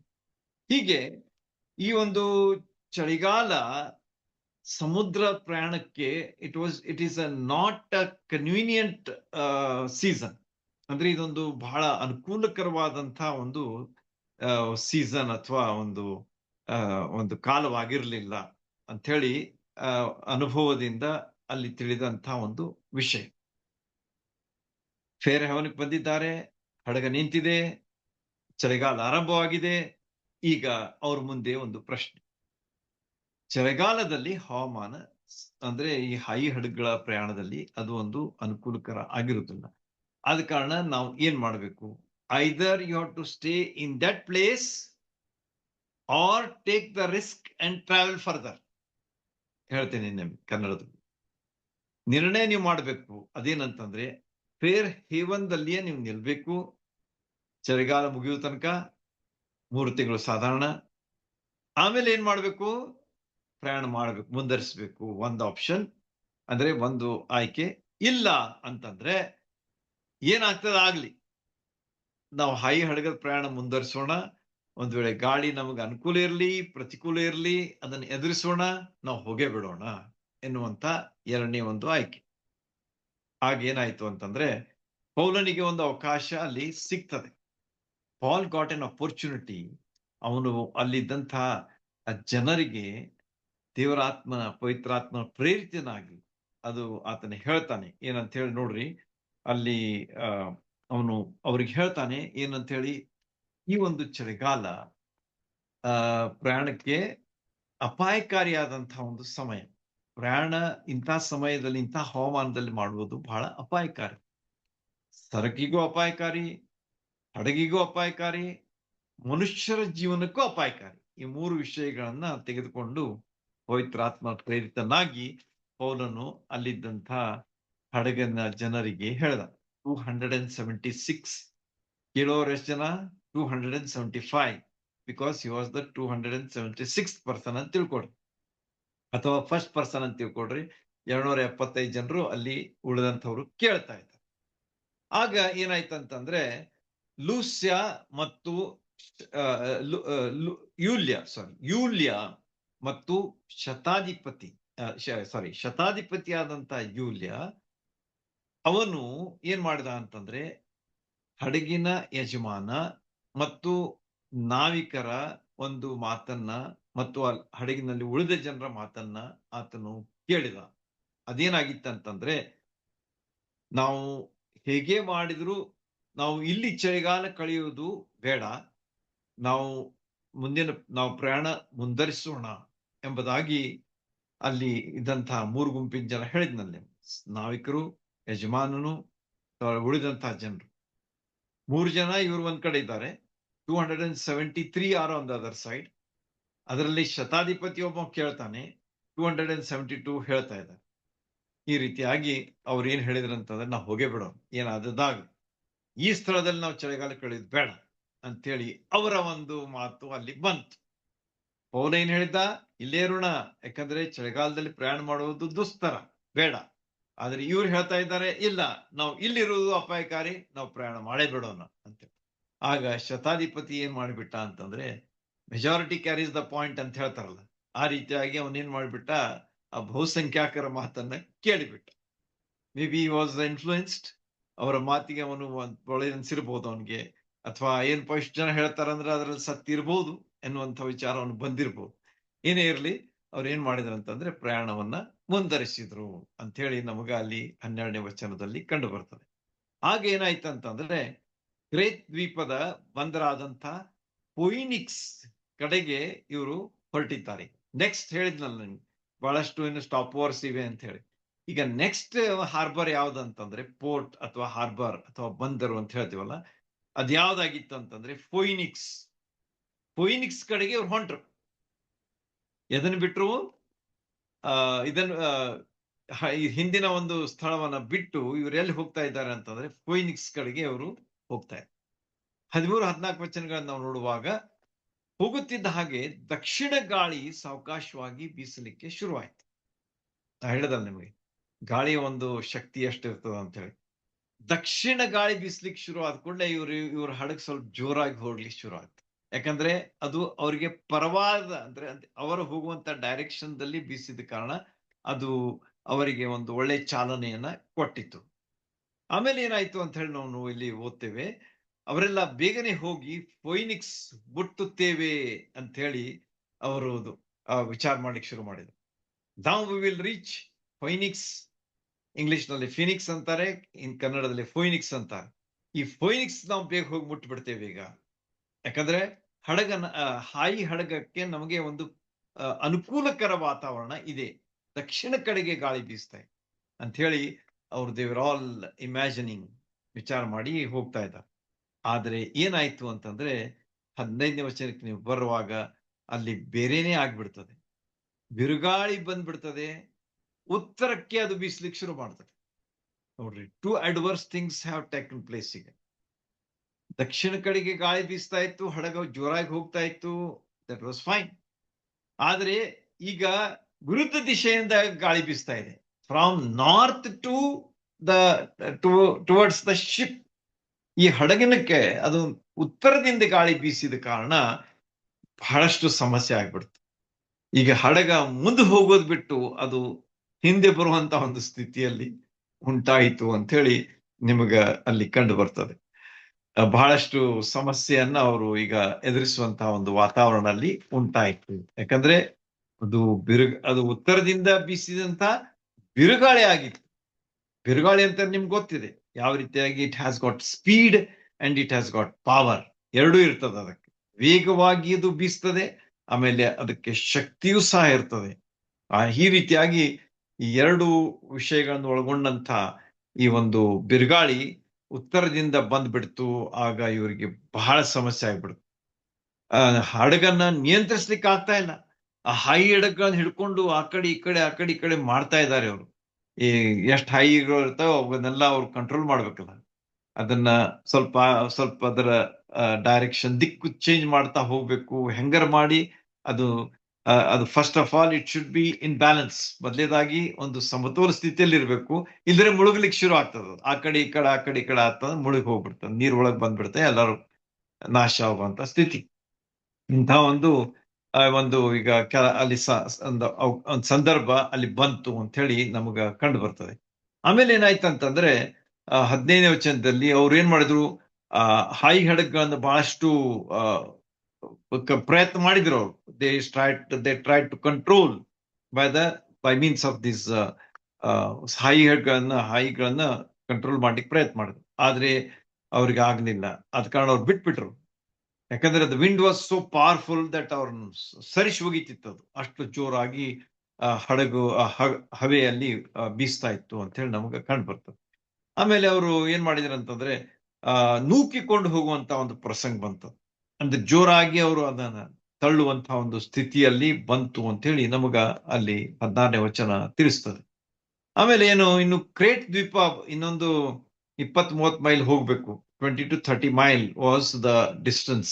ಕ್ರೇಟ್ ದ್ವೀಪಕ್ಕೆ ನಾವು ಹೋಗಿ ಸೇರಿದ್ರೆ ಹೆಂಗೂ ನಾವು ದಾಟ್ತೀವಿ ಅಂತ ಹೇಳಿ ಅವರು ಈಗ ಕ್ಯಾಲ್ಕುಲೇಷನ್ ಮಾಡ್ಲಿಕ್ಕೆ ಶುರು ಮಾಡಿದ್ರು.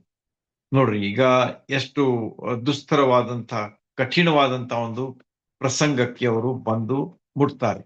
ಮುಂದೇನಾಯ್ತಂತಂದ್ರೆ ಆ ಭಾಗದಲ್ಲಿ ಅದು ಆಫ್ರಿಕಾದ ಒಂದು ಭಾಗ. ಯಾವುದು ಈಗ ಹಡಗಲ್ಲಿ ಹೋಗ್ತಾ ಇದೆ, ಅದು ಆಫ್ರಿಕಾದ ಒಂದು ಭಾಗ. ಆಮೇಲೆ ಏನಾಯ್ತು ಅಂತಂದ್ರೆ ಹಡಗಿನ ಅವರು ಅವ್ರೇನ್ ಮಾಡಿದ್ರು, ಹಡಗಕ್ಕೆ ಒಂದು ಹಗ್ಗ ಅವರಲ್ಲಿ ಏನೇನಿದ್ದು ರೋಪ್ಸ್ ಏನೇನಿದ್ದು ಅವುಗಳನ್ನ ಹಾಕಿ ಅವರು ಬಿಗಿಲಿಕ್ಕೆ ಶುರು ಮಾಡಿದ್ರು. ಯಾಕಂದ್ರೆ ಆ ಗಾಳಿ ಫೋರ್ಸ್ ಇಷ್ಟಿತ್ತಲ್ಲ, ಅದು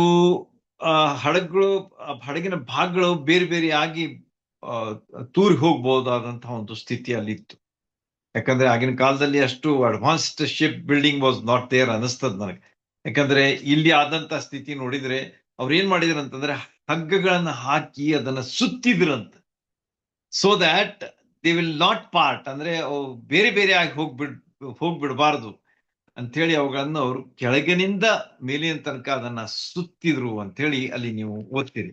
17ನೇ ವಚನದಲ್ಲಿ ನೀವು ಅದನ್ನ ಸ್ಪಷ್ಟವಾಗಿ ಓದ್ತೀರಿ. ಅದು ಬೇರ್ಪಡಬಾರದು ಎಂಬುದಾಗಿ.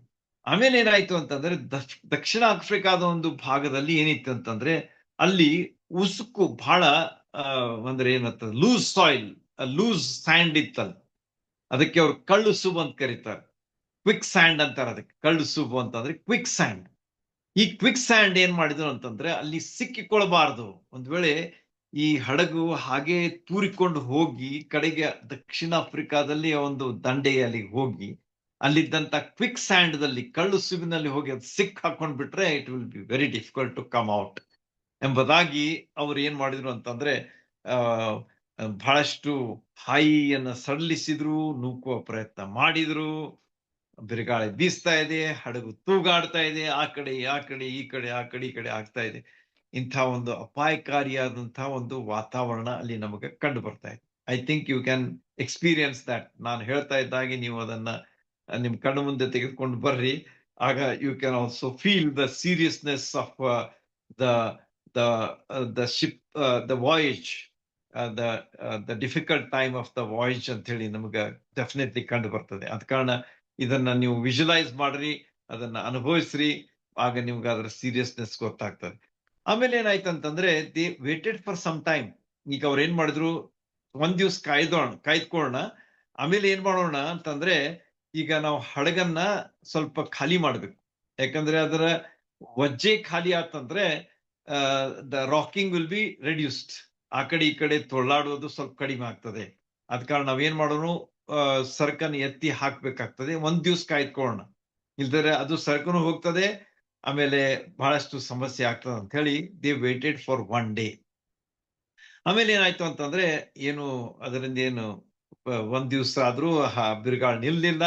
ಆ ಉತ್ತರ ಕಡೆಯಿಂದ ಬರುವಂತ ಗಾಳಿ ಬೀಸ್ತಾ ಇತ್ತು, ಹಡಗು ತೊಯ್ಲಾಡ್ತಾ ಇತ್ತು, ತೂಗಾಡ್ತಾ ಇತ್ತು. ಆಮೇಲೆ ಸರಕನ್ನ ಎತ್ತಿ ಅವರು ಹಾಕುವುದೇ ಒಂದೇ ಅವರಿಗೆ ಉಳಿದಂತಹ ಒಂದು ಆಪ್ಷನ್ ಇತ್ತು, ಆಯ್ಕೆ. ಆದ ಕಾರಣ ಅವ್ರು ಏನ್ ಮಾಡಿದ್ರು ಅಂತಂದ್ರೆ ಅಲ್ಲಿದ್ದಂತ ಹಡಗದಲ್ಲಿದ್ದಂತಹ ವಸ್ತುಗಳನ್ನ ಎತ್ತಿ ಹಾಕಿದ್ರು, ಸಮುದ್ರದಾಗ ಒಗೆದು ಬಿಟ್ರು, ಸಾಮಗ್ರಿಗಳನ್ನ ನೀರಿನಲ್ಲಿ ಎಸೆದು ಬಿಟ್ರು. ಹಾಯಿ ಹಡಗುಗಳ ಒಂದು ಬೇರೆ ಬೇರೆ ಸ್ಪೇರ್ಸ್ ಇರಬಹುದು, ಅವೆಲ್ಲವುಗಳನ್ನ ಎತ್ತಿ ಅವ್ರು ಹಾಕಿಬಿಟ್ರು ಅಂತ ಹೇಳಿ ಅಲ್ಲಿ ನೀವು ಓದ್ತೀರಿ. ಆಮೇಲೆ ಏನಾಯ್ತು ಅಂತಂದ್ರೆ ಹಡಗದ ಒಳಗೆ ನೀರು ಬರ್ತಾ ಇತ್ತು. ಸಿ, ಜೋರಿಷ್ಟು ಅಲೆಗಳು ಆದ ಕೂಡಲೇ ಏನಾಗ್ತದೆ ನಿಮ್ಗೆ ಗೊತ್ತು, ಹಡಗ ಎತ್ತರವಾದಂತಹ ಅಲೆಗಳ ಮೂಲಕವಾಗಿ ಹಡಗುಗಳಲ್ಲಿ ನೀರು ಬರ್ಲಿಕ್ಕೆ ಶುರುವಾಯಿತು ಅಂತ ಹೇಳಿ ನೀವು ಅಲ್ಲಿ ಕಾಣ್ತೀರಿ. ಆಮೇಲೆ ಇನ್ನು ಹಡಗು ಒಳಗೆ ನೀರು ಬಂದ್ಬಿಟ್ರೆ ಏನಾಗ್ಬಿಡ, ಅದು ಮುಳುಗಿ ಬಿಡ್ತದೆ. So it start sinking easily. ಅದ ಕಾರಣ ಅವ್ರು ಏನ್ ಮಾಡಿದ್ರು, ಮತ್ತೆ ಇದ್ದಂತ ಸರಕುಗಳನ್ನ ಇನ್ನು ಒಗಿಬೇಕು. There was the only way. ಇಲ್ದಿದ್ರೆ ಅವರು ನೀರಿನ ವಜ್ಜೆ ಮತ್ತು ಸರಕಿನ ವಜ್ಜೆ ಬೇಗ ಅವ್ರು ಮುಳುಗಿ ಹೋಗ್ಬಿಡ್ತಿದ್ರು. ಆದ ಕಾರಣ ಅವ್ರು ಏನ್ ಮಾಡಿದ್ರು ಅಂತಂದ್ರೆ ಹಡಗನ್ನ ಹಗುರು ಮಾಡಬೇಕಾಗಿತ್ತು. ಆದ ಕಾರಣ ಅವ್ರು ಏನ್ ಮಾಡಿದ್ರು, ದೇವರ್ ವೇಟಿಂಗ್. ಸೂರ್ಯ ನಕ್ಷತ್ರಗಳು ಕಾಣ್ತಾ ಇರಲಿಲ್ಲ, ಬಿಕಾಸ್ ಆಫ್ ದ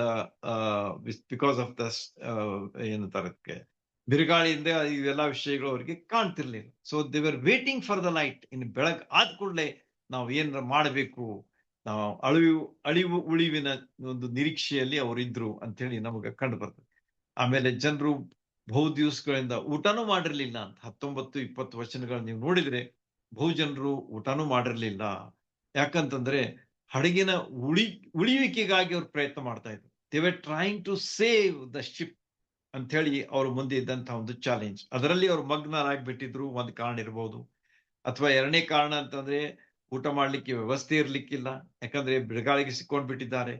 ಮೂರನೇದಾಗಿ ಅವ್ರು ಏನಾಗಿರ್ಬೇಕು ಅನಿಸ್ತದೆ ನಿಮ್ಗೆ, ಬಹಳ ಒಂದು ತರದ ಸುಸ್ತಾಗಿರ್ಬೇಕು, ಕಾಯಿಲೆ ಬಂದಿರಬೇಕು, ಅಥವಾ ಭಯ ಇರಬೇಕು, ಬಹಳಷ್ಟು ಅಂಜಿಕೆ ಬಂದಿದೆ ಅವ್ರಿಗೆ. ಆಮೇಲೆ ನಿರಾಶೆ ಆಗ್ಬಿಟ್ಟದೆ, ಏನ್ಪಾ ನಮ್ಮ ಸ್ಥಿತಿ, ನಾವೇನ್ ದಂಡೆ ಹೋಗಿ ಮುಟ್ತೇವೋ ಅಥವಾ ಇದರಲ್ಲಿ ಸತ್ ಹೋಗ್ತೇವೋ ಎನ್ನುವಂತ ಒಂದು ನಿರಾಶೆ ಸಹ ಇರಬಹುದು. ಈ ರೀತಿಯಾಗಿ ಅವರ ಒಂದು ಸ್ಥಿತಿ ಇತ್ತು ಅಂತ ಹೇಳಿ ನಮಗೆ ಅಲ್ಲಿ ಕಂಡು ಬರ್ತದೆ. ಆಗ ಏನಾಗ್ತದ ಅಂತ ಹೇಳಿ ನಾವು ನೋಡೋಣ. 21ನೇ ವಚನಕ್ಕೆ ಬರುವಾಗ ಪಾಲ್ ಅಗೇನ್ ಇಂಟರ್ಫಿಯರ್ಸ್. ನೋಡ್ರಿ, ಪೌಲ ಒಬ್ಬ ಪ್ರಯಾಣಿಕ ಆದ್ರೂ ಕೂಡ ಅವನ ಒಂದು ಸಾನ್ನಿಧ್ಯ ಎಷ್ಟು ಇಂಪಾರ್ಟೆಂಟ್ ಆಗಿತ್ತು ಅಂತ ಹೇಳಿ ನೀವು ಗಮನಿಸಬೇಕಾದಂತಹ ಒಂದು ಅಂಶ. ಅವನು ಸುಮ್ಮನೆ ಕೊಡ್ತಿರ್ಲಿಲ್ಲ, he was a real leader. ಅವನು ಒಬ್ಬ ಒಳ್ಳೆಯ ನಿಜವಾದಂತಹ ಒಬ್ಬ ನಾಯಕನಾಗಿದ್ದು ಅಂತ ಹೇಳಿ ಅವನ ಬಗ್ಗೆ ನಾವು ಇಲ್ಲಿ ಕಾಣ್ತೇವೆ. ಅವನೇನ್ ಮಾಡ್ದ ಅಂತಂದ್ರೆ ಪೌಲ ಅವರ ಮಧ್ಯದಲ್ಲಿ ನಿಂತು ಒಂದು ಮಾತು ಹೇಳ್ತಾನೆ. He is trying to encourage them. ಅವರಿಗೆ ಒಂದು ಧೈರ್ಯ ತುಂಬಲಿಕ್ಕೆ ಆತನು ಕೆಲವು ಮಾತುಗಳನ್ನ ಹೇಳ್ತಾನೆ ಅಂತ ಹೇಳಿ ನಮಗ ಪೌಲನ ವಿಷಯವಾಗಿ ಇಲ್ಲಿ ಬರೆದಿದ್ದಾರೆ. ಅಲ್ಲಿ ಏನ್ ಹೇಳ್ತಾನೆ ನೋಡ್ರಿ, ಅವರ ಮಧ್ಯದಲ್ಲಿ ನಿಂತು ನಾನು ನಿಮಗೇನ್ ಹೇಳಿದೆ, ಕ್ರೇತದಲ್ಲಿಯೇ ಇರೋಣ, ಯಾಕಂದ್ರೆ ಚಳಿಗಾಲದಲ್ಲಿ ಪ್ರಯಾಣ ಮಾಡುವುದು ಬೇಡ. ಯಾಕಂದ್ರೆ ಹವಾಮಾನ ಅದು ಸರಿ ಇರುವುದಿಲ್ಲ ಅಂತೇಳಿ ನಾನು ನಿಮ್ಗೆ ಹೇಳಿದ್ದೆ, ಆದ್ರೆ ನೀವು ಕೇಳಲಿಲ್ಲ. ಇರ್ಲಿ, ಈ ತೊಂದರೆ ಬರ್ತಿರ್ಲಿಲ್ಲ. ಈಗಲಾದ್ರೂ ಏನಾಗುವುದಿಲ್ಲ, ಧೈರ್ಯದಿಂದಿರ್ರಿ, ಧೈರ್ಯದಿಂದಿರ್ರಿ. ನೋಡ್ರಿ, ಎಷ್ಟು ಪೌಲನಲ್ಲಿ ಒಂದು ಒಳ್ಳೆಯ ಒಂದು ಗುಣ, the leadership quality was so good in him ಅಂತ ಹೇಳಿ ನಮಗೆ ಇಲ್ಲಿ ಕಂಡು ಬರ್ತದೆ. ಮೊದಲೇದಾಗಿ ಆತನೇ ಹೇಳ್ತಾನೆ, ಧೈರ್ಯದಿಂದಿರ್ರಿ, ಹಡಗು ನಷ್ಟವಾಗುವುದೇ ಹೊರತು ಪ್ರಾಣ ನಷ್ಟವಾಗದು. ನೇರವಾಗಿ ಹೇಳ್ತಾನೆ ಅವನು. ಅದಕ್ಕೆ ಕಾರಣ ಸಹ ಕೊಡ್ತಾನೆ ಮುಂದೆ, ಈಗಿಷ್ಟು ನೆನ್ಪಿಟ್ಕೊಡ್ರಿ. ಅಲ್ಲಿ ಏನ್ ಹೇಳ್ತಾನಂತಂದ್ರೆ, ಹಡಗು ನಷ್ಟವಾಗುವುದು ಖಂಡಿತ, ಆದ್ರೆ ಯಾರ ಪ್ರಾಣಕ್ಕೂ ನಷ್ಟ ಆಗುವುದಿಲ್ಲ. ಅಂದ್ರೆ 276 ಏನಿದ್ದೀರಲ್ಲ ನಾನು ಹಿಡ್ಕೊಂಡು ನಾವೆಲ್ಲರೂ ಸುರಕ್ಷಿತವಾಗಿ ದಳ ಸೇರ್ತೇವೆ ಎಂಬುದಾಗಿ ಅವರಿಗೆ ಆತನು ಹೇಳ್ತಾನೆ. ಇದನ್ನು ಆತನು ಹೇಗೆ ಹೇಳ್ದ ಅಂತಂದ್ರೆ ಅದಕ್ಕೆ ಉತ್ತರನೂ ಅಲ್ಲಿದೆ. ನಾನು ಸೇವಿಸುವ, ನಾನು ಯಾರವನು ಅಂತಂದ್ರೆ ನಾನು ಯಾರನ್ನು ನಂಬಿದ್ದೇನೋ ಆ ದೇವರು, ನಮ್ಮ ರಕ್ಷಕನಾದ ಯೇಸು ಸ್ವಾಮಿಯು, ಆ ದೇವರ ದೂತನು ಬಂದು ಕಳೆದ ರಾತ್ರಿ ನನಗೆ ಹೇಳಿದ ಏನಂತ ಹೇಳಿ, ಪೌಲನೇ ಭಯಪಡಬೇಡ, ನೀನು ಚಕ್ರವರ್ತಿಯ ಮುಂದೆ ನಿಲ್ಲಬೇಕು, ಅಂದ್ರ ರೋಮ್ ಶಹರಕ್ಕೆ ಹೋಗ್ಬೇಕು ಅಂತ ಹೇಳ್ತಾನೆ ನೋಡ್ರಿ. ನಿಂದಬೇಕು. ಇದಲ್ಲದೆ ನಿನ್ನ ಸಂಗಡ ಈ ಹಡಗಿನ ಸಹ ಪ್ರಯಾಣಿಕರ ಪ್ರಾಣವನ್ನೂ ಸಹ ದೇವರು ನಿನ್ನ ಮೇಲಣ ದಯದಿಂದ ಉಳಿಸಿದ್ದಾನೆ. ನೋಡ್ರಿ, ಎಷ್ಟು ಸ್ಪಷ್ಟವಾಗಿ ಅವರಿಗೆ ಈ ಸಂದೇಶವನ್ನ ಅಥವಾ ಈ ಕೆಲವು ಮಾತುಗಳನ್ನ ಆತನ ಹೇಳ್ತಾ ಇದ್ದಾರೆ. Few words, but they were very powerful and they were very precise ಎಂಬುದಾಗಿ ನಮ್ಗೆ ಇಲ್ಲಿ ಕಂಡು ಬರ್ತದೆ. ಆದ ಕಾರಣ ಅವನು ಹೇಳ್ತಾನೆ ನೋಡ್ರಿ, ಇನ್ನೊಮ್ಮೆ ಓದ್ತೇನೆ, ಪೌಲನೇ ಭಯಪಡಬೇಡ, ನೀನು ಚಕ್ರವರ್ತಿಯ ಮುಂದೆ ನಿಲ್ಲಬೇಕು, ರೋಮ್ ಶಹರಕ್ಕೆ ನೀನು ಹೋಗ್ಬೇಕು. ಅದಕ್ಕಾಗಿ ಇದಲ್ಲದೆ ನಿನ್ನ ಸಂಗಡ ಈ ಹಡಗದ ಸಹಪ್ರಯಾಣಿಕರ ಪ್ರಾಣವನ್ನು ಸಹ ನಾನು ಉಳಿಸ್ತೇನೆ. ಯಾಕೆ? ನಿನ್ನ ಮೇಲಣ ದಯದಿಂದ ನಾನು ಉಳಿಸ್ತೇನೆ ಅಂತ ಹೇಳಿ ಆ ದೂತನು ನನಗೆ ಹೇಳಿದ್ದಾನೆ. ದೇವರ ಮಾತಿನ ಮೇಲೆ ನನಗೆ ನಂಬಿಕೆ ಇದೆ. ನಾನು ಈ ಬಿರುಗಾಳಿಯಲ್ಲಿ ಇದ್ದೇನೆ, ಈ ತೊಂದರೆಯನ್ನು ಅನುಭವಿಸ್ತಾ ಇದ್ದೇನೆ, ಈ ತೊಂದರೆಯಲ್ಲಿ ನಾನು ಭಾಗವಹಿಸಿದ್ದೇನೆ. ಆದರೂ ಕೂಡ ನಾನು ಆ ದೇವರನ್ನ, ಆತನ ಮಾತನ್ನ ನಂಬ್ತೇನೆ. ಅದು ದೇವರು ಹೇಳಿದಂತೆ ಆಗ್ತದೆ ಎಂಬ ಭರವಸೆ ನನಗಿದೆ ಅಂತೇಳಿ ಪೌಲನು ನೇರವಾಗಿ ಅವರಿಗೆ ಹೇಳಿಬಿಟ್ಟ. ಆಗ 26-27 ವರ್ಷಕ್ಕೆ ಬರುವಾಗ ಏನಾಗ್ತದೆ ಅಂತಂದ್ರೆ, ಫೇರ್ ಹೇವನ್ ಬಿಟ್ಟು 14 ದಿವಸಗಳಾಗಿತ್ತು. ಇಷ್ಟು ಅವನು ಹೇಳಿದ ಮೇಲೆ, ಧೈರ್ಯ ತುಂಬಿದ ಮೇಲೆ, ಈಗ ಎಷ್ಟು ಸಮಯ ಆಗಿದೆ ನೆನ್ಪಿಟ್ಕೊಡ್ರಿ. 14 ದಿವಸಗಳು ಆಲ್ರೆಡಿ ಆರ್ ಓವರ್. ಅತ್ತ ಇತ್ತ ಓಲಾಡುತ್ತಾ ಮೆಡಿಟ್ರೇನಿಯನ್ ಸಮುದ್ರದ ಪ್ರಯಾಣದಲ್ಲಿ ಅವರಿದ್ದಾರೆ. ಹೇಗೆ? ಬಿರುಗಾಳಿಗೆ ಸಿಕ್ಕಿಕೊಂಡು. ನಾವಿಕರು ಮಧ್ಯರಾತ್ರಿಯ ಸಮಯದಲ್ಲಿ ನಾವು ಒಂದು ದಂಡೆಗೆ ನಾವು ಬಂದು ಏನೋ ಒಂದು ಡ್ಯಾಶ್ ಹೊಡಿತಾ ಇದ್ದೇವೆ ಅನ್ನುವಂಥ ಒಂದು ಅನುಭವ ನಮಗೆ ಆಗ್ತಾ ಇದೆ. ಅಂದ್ರೆ ಅದನ್ನ ನಾವು ಒಂದು ದಂಡಿಗೆ ಬಂದು ಅದಕ್ಕೆ ನಾವು ಅಪ್ಪಳಿಸ್ತಾ ಇದ್ದೇವೆ ಎನ್ನುವಂಥ ಒಂದು ಅನುಭವ ನಮಗೆ ಆಗ್ತಾ ಇದೆ ಅಂತ ಹೇಳಿ ಅವ್ರ ನಾವಿಕರು ಹೇಳಿದ್ರು. ಆಗ ಅಂದ್ರೆ ನಾವೊಂದು ದೇಶ ಸಮೀಪಿಸ್ತಾ ಇದ್ದೇವೆ ಅಂತ ಹೇಳಿ ಅಲ್ಲಿ ಹೇಳ್ತಾ ಇದ್ದಾರೆ 27ನೇ ವಚನದಲ್ಲಿ. ಆಗ ಏನಾಗ್ತದೆ ಅಂತಂದ್ರೆ ಅವರು they started measuring the depth. ಈಗ ನೀರಿನ ಆಳ ಎಷ್ಟಿದೆ? ಸಮುದ್ರದ ಮಧ್ಯದಲ್ಲಿದ್ರೆ ಬಹಳಷ್ಟು ಇರ್ತದೆ ಸಮುದ್ರದ ಆಳ. ಆದ್ರೆ ಈಗ ಅವರು ನಾವು ದಂಡೆಗೆ ಏನೋ ನಾವು ಅಪ್ಪಳಿಸುವಂತಹ ಒಂದು ಅನುಭವ ನಮಗೆ ಆಗ್ತಾ ಇದೆ. ಆದ ಕಾರಣ ನಾವು ಅಳತೆ ಗುಂಡನ್ನು ಬಿಟ್ಟು ಕೆಳಗೆ ನೀರಿನಲ್ಲಿ ಬಿಟ್ಟು ಅದು ಎಷ್ಟು ಡೀಪ್ ಇದೆ ಅಂತ ಹೇಳಿ ನಾವು ಕಂಡುಕೊಳ್ಳೋಣ ಅಂತ ಹೇಳಿ ಬಿಟ್ರಂತ ಅಳತೆ ಗುಂಡನ್ನು. ಹಾಗಾದ್ರೆ ಎಷ್ಟು ಅಳತೆ, ಅದರ ಒಂದು ಮೆಜರ್ಮೆಂಟ್ ಎಷ್ಟು ಬಂತು ಅಂತಂದ್ರೆ, ಅಳತೆ ಎಷ್ಟು ಬಂತಂತಂದ್ರೆ 120 ಫೂಟ್ ಅಷ್ಟೇ ಆಳ ಅಲ್ಲಿ. ಅದು ತಳ ಹತ್ತು ಅಲ್ಲಿ ಅಂತ ಹೇಳಿ ಅವರಿಗೆ ಗೊತ್ತಾಯ್ತು. 120 ಫೀಟ್. ಆಮೇಲೆ ಸ್ವಲ್ಪ ಮಂದಿ ಹೋದ್ ಕೂಡ್ಲೆ ಮತ್ತೆ ಅವರು ಅಳತೆ ಮಾಡಿದ್ರಂತ. ಆ ಅಳತೆ ಗುಂಡನ್ನು ಕೆಳಗೆ ಬಿಟ್ರು, ಆ ನೀರಿನಲ್ಲಿ ಹೋಯ್ತು, ಅದು ಕೆಳಕ್ಕೆ ಅಪ್ಪಳಿಸಿತು. ಹೋಗಿ ಮುಟ್ಟಿದ ಕೂಡ್ಲೆ ಅದು ಎಷ್ಟು ಎಷ್ಟು ಅಳತೆಯ ಒಂದು ದಾರಿ ಎಷ್ಟು ಒಳಗೆ ಹೋಗಿದೆ ಅಂತ ಹೇಳಿ ಅಳತೆ ತೋರಿಸ್ತದ. ಅದೆಷ್ಟಿತ್ತಂತಂದ್ರೆ 90 ಫೀಟ್. ಅಂದ್ರೆ ಒಂದ್ ಕಡೆಗೆ 120 ಫೀಟ್, ಇನ್ನು ಸ್ವಲ್ಪ ಮುಂದೆ ಹೋದ ಕಡೆ 90 ಫೀಟ್ ಅಂತಂದ್ರೆ ಅದು ಮೇಲೆ ಮೇಲೆ ಮೇಲೆ ನೀರಿನಿಂದ ಅದು ಅಂದ್ರೆ ನೀರಿನ ಮೇಲ್ಭಾಗಕ್ಕೆ ಅದು ಬರ್ತಾ ಇದೆ ಎಂಬುದನ್ನ ಅದು ತೋರಿಸ್ತು ಅಂತ ಹೇಳಿ. ಆಗ ಏನಾಯ್ತು ಅಂತಂದ್ರೆ, ತಾವು ಇದ್ದಂತಹ ಒಂದು ಸ್ಥಳ ಅದು ಹಿಂಭಾಗದಲ್ಲಿ ಅವ್ರು 4 ಲಂಗರ್ಗಳನ್ನು ಹಾಕಿದ್ರು. ಯಾಕಂದ್ರೆ ಮುಂದಿನ ಭಾಗ ಮೇಲ್ ಬರ್ಬೇಕು, ಹಿಂದಿನ ಭಾಗ ಕೆಳಗೆ ಹೋಗ್ಬೇಕು, ಅಂದ್ರೆ ಅವ್ರು ಉಳಿಬೇಕು ಅನ್ನುವಂತ ಒಂದು ಉದ್ದೇಶದಿಂದ 4 ಲಂಗರ್ಗಳನ್ನ ಹಿಂದೆ ಹಾಕಿದ್ರು. ಆಗೇನಾಯ್ತು ಅಂತಂದ್ರೆ ಆ ಹಡಗು ಹಿಂಭಾಗಕ್ಕೆ ಸ್ವಲ್ಪ ಹಿಂದೆ ಹೋಗಿ ಕೆಳಗೆ ಹೋಯ್ತು, ಮುಂಭಾಗ ಹಾಗೆ ಉಳಿದುಕೊಂಡಿತ್ತು ಅಂತ ಹೇಳಿ ನಮಗ ಅಲ್ಲಿ ಕಂಡು ಬರ್ತದೆ. ನೋಡ್ರಿ ಎಷ್ಟು ಪ್ರಯತ್ನ ನಡೆದಿದೆ. ಬಿರುಗಾಳಿಯ ಮಧ್ಯದಲ್ಲಿ ಎಲ್ಲಾ ಪ್ರಯತ್ನಗಳನ್ನ ನಾವು ನೋಡ್ತಾ ಇದ್ದೇವೆ. ಅದೇ ಸಂದರ್ಭದಲ್ಲಿ ಪೌಲನು ಅದರಲ್ಲಿದ್ದಾನೆ. ಅವನು ಯಾವ ರೀತಿಯಾಗಿ ಒಂದು ಒಳ್ಳೆಯ ಸೇವೆಯನ್ನು ಮಾಡ್ತಾ ಇದ್ದಾನೆ, ದೇವರ ಬಗ್ಗೆ ಹೇಳ್ತಾ ಇದ್ದಾನೆ, ತನ್ನ ವಿಶ್ವಾಸ ಪ್ರಕಟಿಸ್ತಾ ಇದ್ದಾನೆ, ಜನರನ್ನ ಹುರಿದುಂಬಿಸ್ತಾ ಇದ್ದಾನೆ, ಧೈರ್ಯ ಪಡಿಸ್ತಾ ಇದ್ದಾನೆ. ಎಷ್ಟೋ ಜನರು ರಕ್ಷಣೆ ಹೊಂದಿರಬಹುದು ಅಂತ ನಮ್ಗೆ ಅನಿಸ್ತದೆ.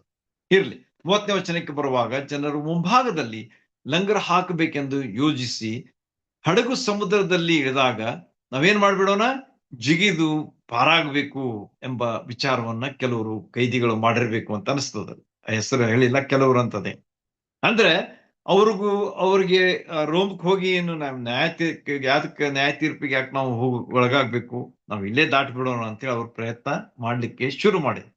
ಏನಂತೇಳಿ, ಆ ಹಡಗಿನ ಮುಂಭಾಗದಲ್ಲಿಯೂ ಸಹ ನಾವು ಲಂಗರ್ ಹಾಕ್ಬಿಟ್ರೆ ಆ ಹಡಗು ಭೂಮಿಗೆ ತಲುಪಿಬಿಡ್ತದೆ, ಭೂಮಿಯ ಲೆವೆಲ್ಗೆ ಬಂದ್ಬಿಡ್ತದೆ, ನಾವು ಜಿಗಿದು ಹೋಗ್ಬಿಡೋಣ ಎನ್ನುವಂತಹ ಒಂದು ವಿಚಾರವನ್ನ ಅವ್ರು ಮಾಡಿದ್ರು. ಈ ವಿಚಾರವು ಯಾರಿಗ್ ಗೊತ್ತಾಯ್ತು ಅಂತಂದ್ರೆ ಪೌಲನಿಗೆ ಗೊತ್ತಾಯ್ತು. ಅವನೇನ್ ಮಾಡ್ಬಿಟ್ಟ ಅಂತಂದ್ರೆ ಯೂಲಿಯನ್ಸ್ಗಳು ಅಂತ ಶತಾಧಿಪತಿಗೆ ಬಳಿಗೆ ಹೋಗ್ಬಿಟ್ಟ. ಅವರಿಗೆ ಹೋಗಿ ಹೇಳ್ದ, ಏನಂತ ಹೇಳಿ, ನೋಡ್ಪಾ ಹೀಗೆ ಮಾಡ್ತಾ ಇದ್ದಾರೆ ಇವರು, ಓಡಿ ಹೋಗುವಂತ ಒಂದು ತಯಾರಿ, ಪಲಾಯನ ಮಾಡ್ತಾ ಇದ್ದಾರೆ ಇವರು ಅಂತ ಹೇಳಿ ಹೇಳಿದಾಗ ಆ ಶತಾಧಿಪತಿ ಏನ್ ಮಾಡ್ದ ಅಂತಂದ್ರೆ ಅವ್ನು ಹೇಳ್ತಾನೆ, ಒಂದ್ ಮಾತು ಹೇಳ್ತಾನೆ ನೋಡ್ರಿ. ನೀವು ಒಂದ್ ವೇಳೆ ಈ ಒಂದು ಹಡಗವನ್ನ ಅವನೇನ್ ಮಾಡ್ಬಿಟ್ಟ ಅಂತಂದ್ರೆ ಲೈಫ್ ಬೋಟ್ಸ್ ಏನಿದ್ವಲ್ಲ, ಲೈಫ್ ಸೇವಿಂಗ್ ಬೋಟ್ಸ್ ಇದ್ವು, ಅವುಗಳನ್ನ ಕಟ್ ಮಾಡ್ಬಿಟ್ಟ, ಹಗ್ಗ ಕಟ್ ಮಾಡ್ಬಿಟ್ಟ, ಅವು ಸಮುದ್ರದಲ್ಲಿ ಹೋಗ್ಬಿಟ್ಟು ಅಂತ. ಅಂದ್ರೆ ಅವುಗಳಲ್ಲಿ ಹತ್ತಿ ಅವರು ದಾಟಿ ಹೋಗುವಂತ ಒಂದು ಅವಕಾಶ ತಪ್ಪಿ ಹೋಯಿತು. ಆಮೇಲೆ ಪೌಲನು ಸಹ ಹೇಳ್ತಾನೆ ಏನಂತ ಹೇಳಿ, ನೋಡಪ್ಪ, ನೀವೆಲ್ಲರೂ ಇರ್ಬೇಕಾದದ್ರ ಅವಶ್ಯಕತೆ ಇದೆ. ಈ ಹಡಗು ಉಳಿಬೇಕಂತಂದ್ರೆ ನೀವೆಲ್ಲರೂ ಇರ್ಬೇಕಾದಂತ ಅವಶ್ಯಕತೆ ಇದೆ ಎಂಬುದಾಗಿ ನಾನು ನಿಮಗೆ ಹೇಳಿದ್ದೇನೆ ಆಲ್ರೆಡಿ. ಏನಂತ, ಯಾರಿಗೂ ನಿಮ್ಮ ಜೀವಕ್ಕೆ ಅಪಾಯ ಆಗುವುದಿಲ್ಲ ಅಂತ ಹೇಳಿ ದೇವರಿಂದ ದೂತನಿಂದ ನಾವು ಸಂದೇಶ ಪಡ್ಕೊಂಡಿದ್ದೇವೆ, ಸಂದೇಶವನ್ನು. ಆದ ಕಾರಣ ನೀವೆಲ್ಲರೂ ಇರ್ರಿ ಅಂತ ಹೇಳಿ ಅವರೆಲ್ಲರಿಗೆ ಆತನು ಹೇಳ್ದ. ಆಮೇಲೆ ಏನ್ ಮಾಡ್ದ ಅಂತಂದ್ರೆ, ದೇವರಿಗೆ 34ನೇ ವಚನಕ್ಕೆ ಬರುವಾಗ ದೇವರಿಗೆ ಸ್ತೋತ್ರ ಮಾಡ್ತಾನೆ. ಆಮೇಲೆ ಹೇಳ್ತಾನೆ, ರೊಟ್ಟಿ ತಿನ್ನುವುದಕ್ಕೆ ನೀವೆಲ್ಲ ರೆಡಿ ಆಗ್ರಿ, ಯಾಕಂದ್ರೆ 14 ದಿವಸಗಳಿಂದ ನೀವು ಊಟ ಮಾಡಿಲ್ಲ, ಬಹಳಷ್ಟು ತೊಂದರೆಯಲ್ಲಿದ್ದೀರಿ, ಹಸ್ದಿದ್ದೀರಿ, ಅಶಕ್ತರಾಗಿದ್ದೀರಿ, ಬಲಹೀನರಾಗಿದ್ದೀರಿ, ಚಿಂತೆಯಲ್ಲಿದ್ದೀರಿ. ಆದ ಕಾರಣ ಈಗ ನೀವು ಊಟ ಮಾಡ್ಬೇಕಾದದ್ದು ಅವಶ್ಯ ಅಂತೇಳಿ ಆ ರೊಟ್ಟಿಯನ್ನ ತೆಗೆದುಕೊಂಡು ದೇವರಿಗೆ ಸ್ತೋತ್ರ ಮಾಡ್ತಾನೆ ಬಹಿರಂಗವಾಗಿ, ಎಲ್ಲರ ಮುಂದೆ. 275 ಮಂದಿ ಮುಂದೆ ಆತನು ದೇವರಿಗೆ ಉಪಕಾರ ಸ್ತುತಿ ಹೇಳಿ, ಆಮೇಲೆ ಅದನ್ನ ಮುರಿದು ಅದನ್ನ ತಿಂದು ಉಳಿದವರಿಗೂ ಸಹ ಆತನು ಕೊಡುವುದಕ್ಕೆ ಪ್ರೋತ್ಸಾಹ ಕೊಡ್ತಾನೆ. ಆದ ಕಾರಣ ಪೌಲನಲ್ಲಿ ಇದ್ದಂಥ ನಾಯಕತ್ವದ ಲಕ್ಷಣಗಳು ಎಷ್ಟು ಸುಂದರವಾಗಿದ್ದವು ಅಂತ ಹೇಳಿ ನಮಗೆ ಇಲ್ಲಿ ಕಂಡು ಬರ್ತದೆ.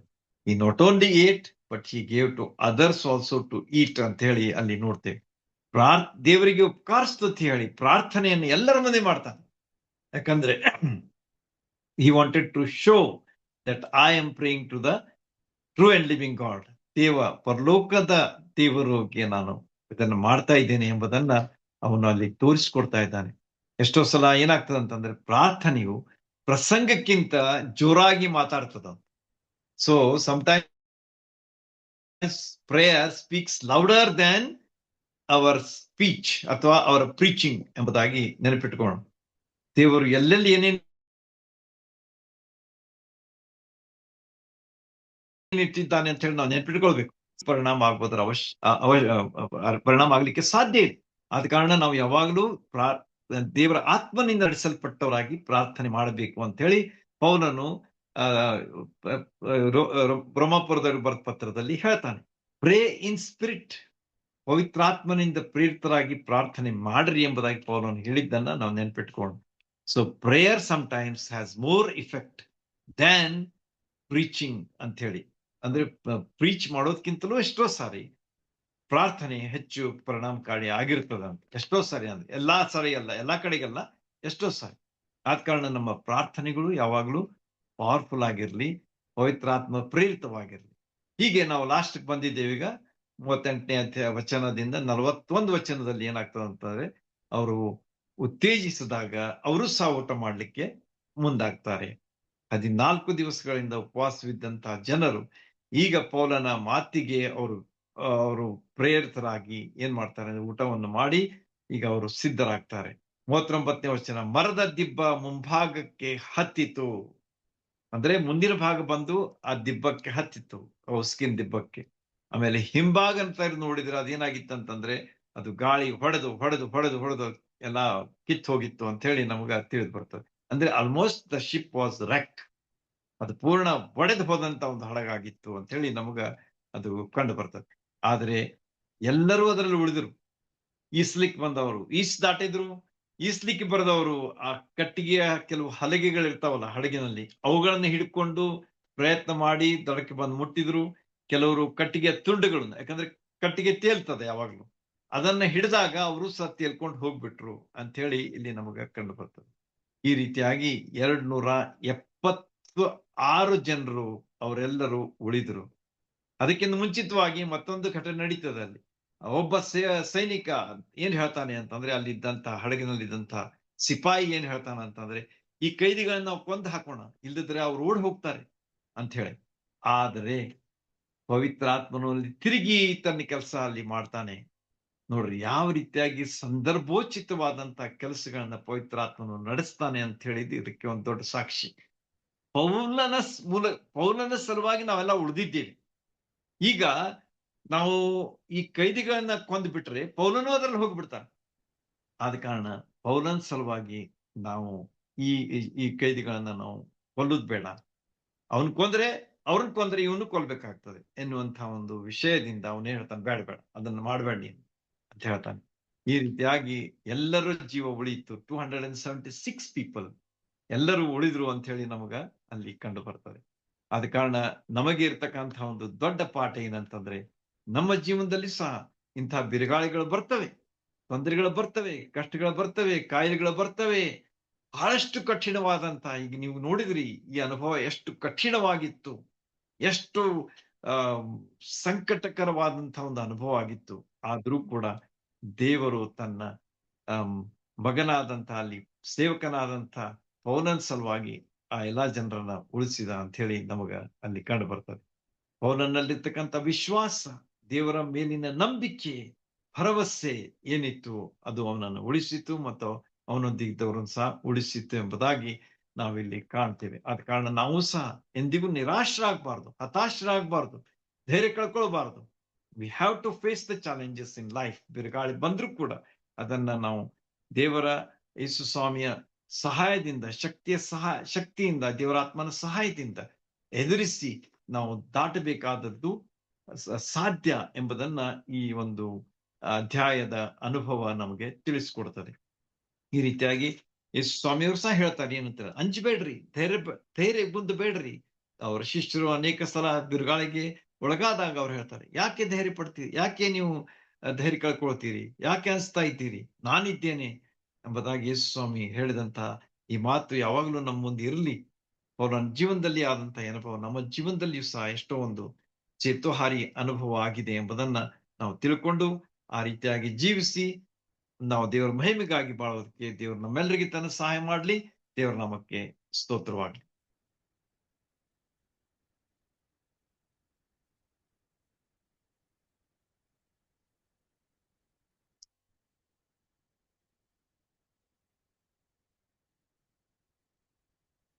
ಫಾಸ್ಟ್ರೆ